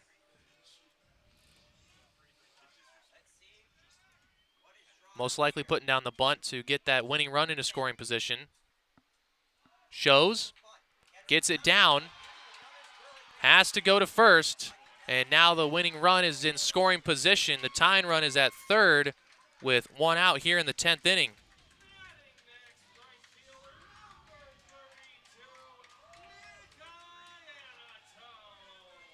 Nick Iannatone, the hitter. Josh Rebant sticking with Ramirez. Ramirez got Iannatone to ground out to second. His last at bat, he struck him out in his appearance last night. And Josh Rebant is going to put Iannatone on first to load the bases to set up a force out at home or potentially a double play.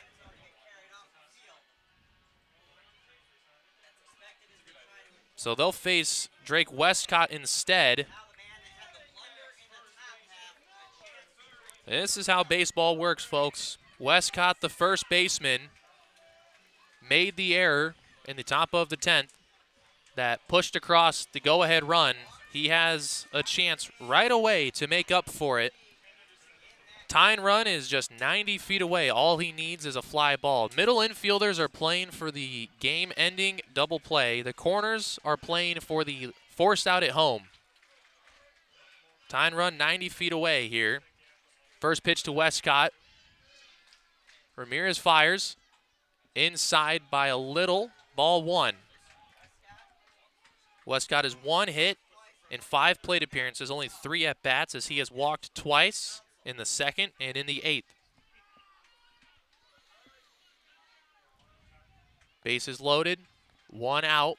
Here in extra innings, tying run at 3rd, winning run at 2nd. Ramirez against Westcott.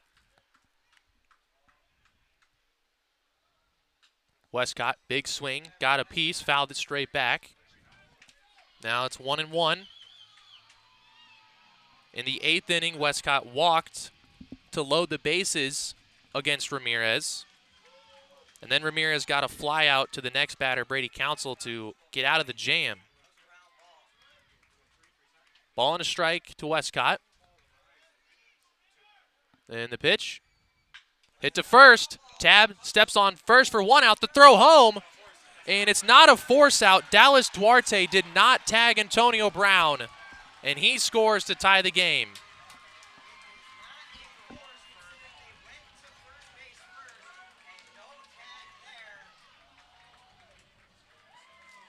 Defensive mistakes for both teams here in extras.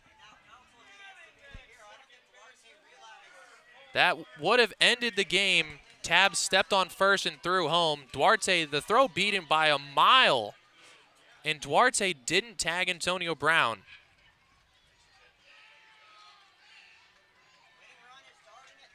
So now the winning run's at 3rd with 2 outs for Brady Council. Council's 1 for 5. First pitch, check the swing. It's a called strike. Tab with the heads-up play, stepped on first and threw home. All Duarte had to do was tag Brown, and the game would be over, but he didn't, so Council has a chance to win it. Swing and a miss at the changeup, and it's 0-2.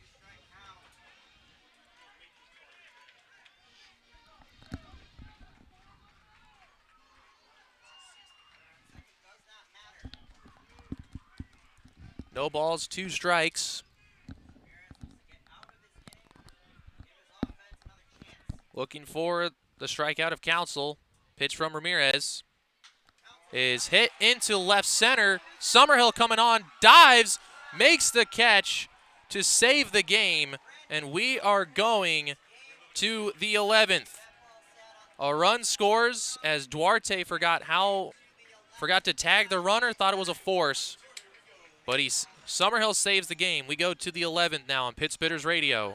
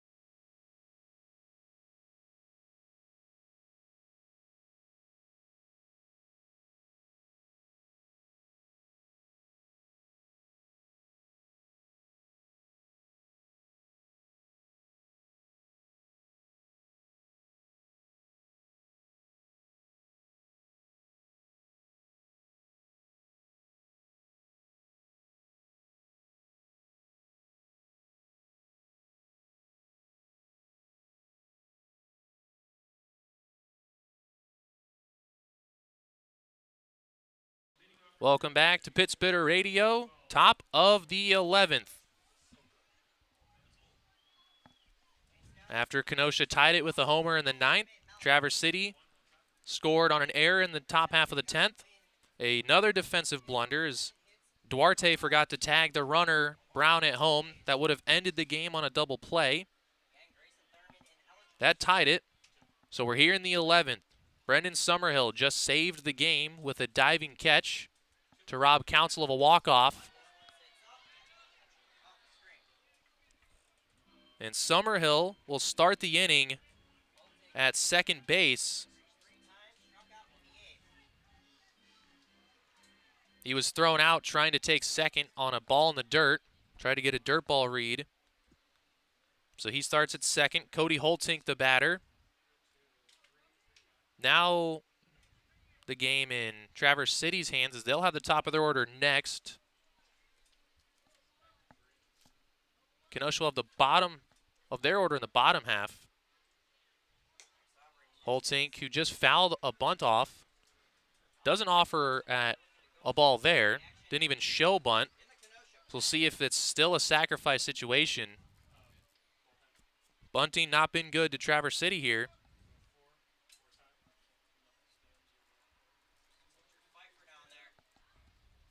Ball and a strike to Holtink. Still doesn't show bunt and is way late on a fastball.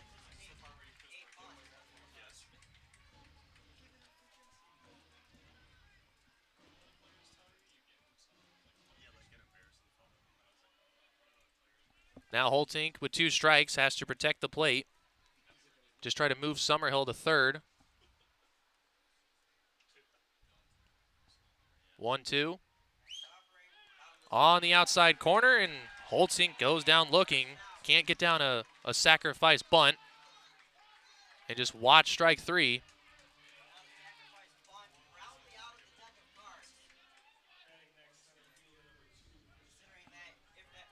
Top of the order now for Traverse City.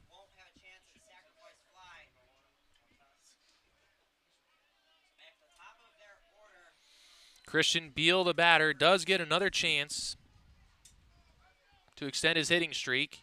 Was robbed of a base hit in the 8th. A line drive up the middle caught by Brady Council. First pitch in this at-bat. Takes inside for ball 1.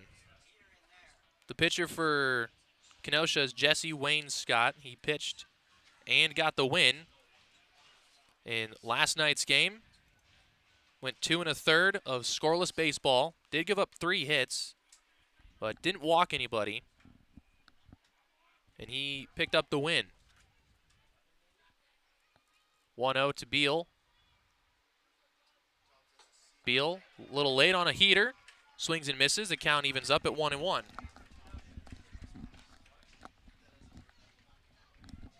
Kenosha will bat with Stinson, who just tied it in the 9th, then Leslie and Williams.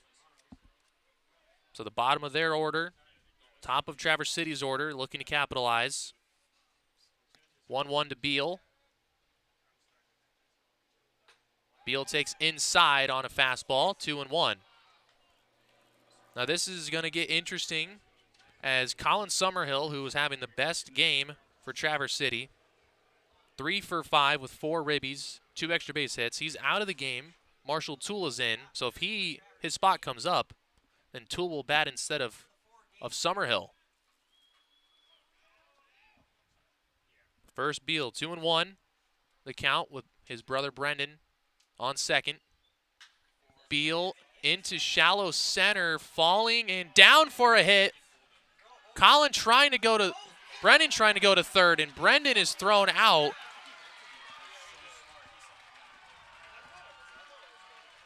A single for Beal and another base running mistake for Brendan Summerhill. He got thrown out to end the 10th. Gets thrown out here in the 11th. Not even sure why you risk that. You'd have 2 on with 1 out.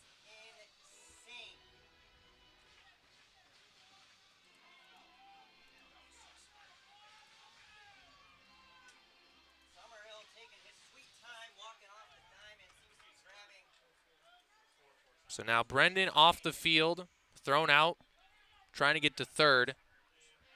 And Jake Smallwood, the batter. And this is big because Traverse City's going to have to play defense one more time. The designated hitter. Has already replaced one. It's 0 for 3. He's been on base twice, a walk and a hit by pitch. First pitch to Smallwood. Takes inside for ball 1. Beal has speed on first. You wonder if he'll try to steal second to get into scoring position.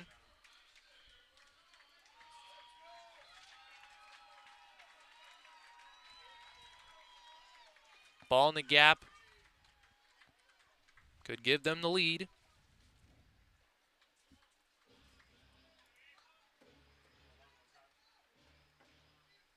1-0.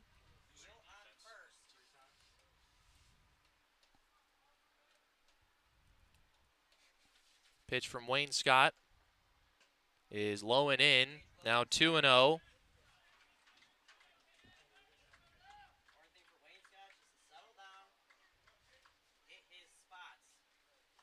Beal on first. Maybe the fastest guy on Traverse City's team.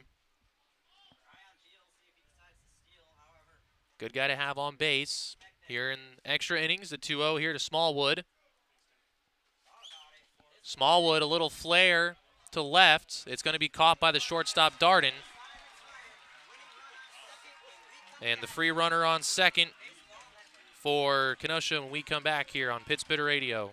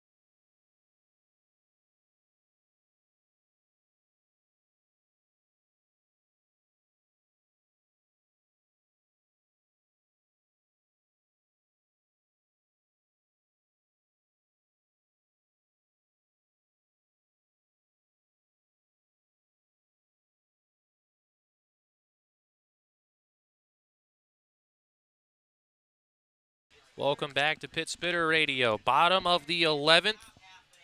We're tied at 9.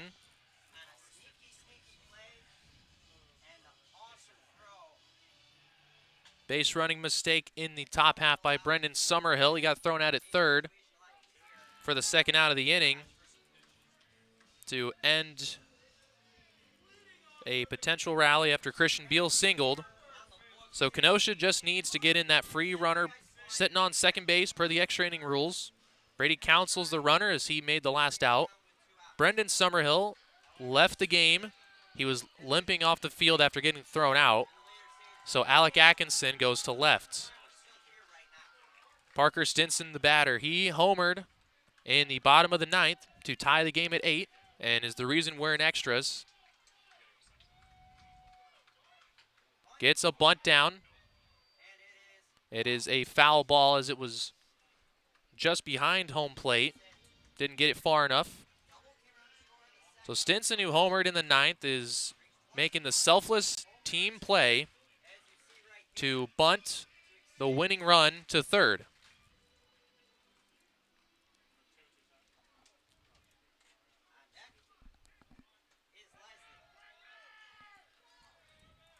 Stinson 4 for 5 here in the game.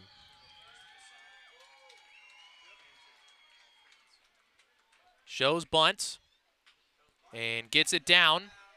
Tab makes the play, gets it to first just in time to get Stinson, but the winning run now goes to third base.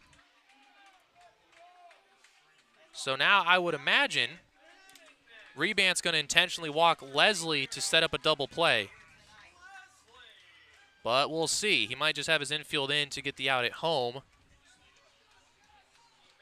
Leslie tonight, 0 for 4. He's reached once on a walk. Couple of ground outs and a fly out to his name. Mitch White, the pitcher, deals to Leslie. He laid on a fastball, swing and a miss. Mitch White has pitched in one extra inning game this year.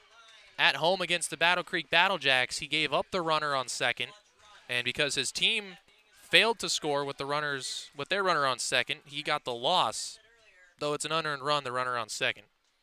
0-1 to Leslie. Late again on the fastball, now it's 0-2. As White tries to get Leslie out and then Gage Williams and somehow get this game to the 12th inning. The way his team's offense has been playing, I'm not sure. We'll see, though. 0-2 to Josh Leslie. They'll pitch. And Mitch White got one up and in on Leslie. And somehow Leslie was able to get the hands up and foul it off. So still 0-2. Nothing but fastballs this at bat for Mitch White. Could try and get him to chase a breaking ball if he can locate it, as Leslie's got to be sitting all fastball at this point. Another 0-2 from White. Leslie fouls it out of play on another fastball. See if White opts for something else to try and get that strikeout. And Leslie may be sitting on that fastball at this point. He's seen 4 straight. Mitch White has thrown 4 consecutive fastballs. Getting the sign from his catcher, Duarte, and he gets it. Another 0-2. Leslie up the middle, and that's going to end the ball game. A single just over Mitch White's glove, and it was all defensive and offensive mistakes in this one. Traverse City committed 6 errors on defense, and they had numerous amounts of offensive errors, base running mistakes, failing to get bunts down, etc. And they've just got swept on the road in 4 consecutive games against the Kenosha Kingfish. Just honestly a terrible series for Traverse City. This is one of those series, though, that you use as a team to get yourself right. After losing 5 in a row, they got themselves right and won 6 in a row at home. This is that type of series you use as motivation because you know how low it feels, and you don't want to stay low. You want to get back to the winning ways. 10-9 final of 4-game sweep at the hands of the Kingfish. Traverse City's back on the road tomorrow in Wausau to face the Wisconsin Woodchucks. Maybe they can clean up some of these mistakes and get back into the win column. I'll be there tomorrow in Wausau, and check the Twitter page for more information on start time and pitchers, etc. That's all for me tonight here in Kenosha. Thanks for tuning in to Pitts Bitters Radio.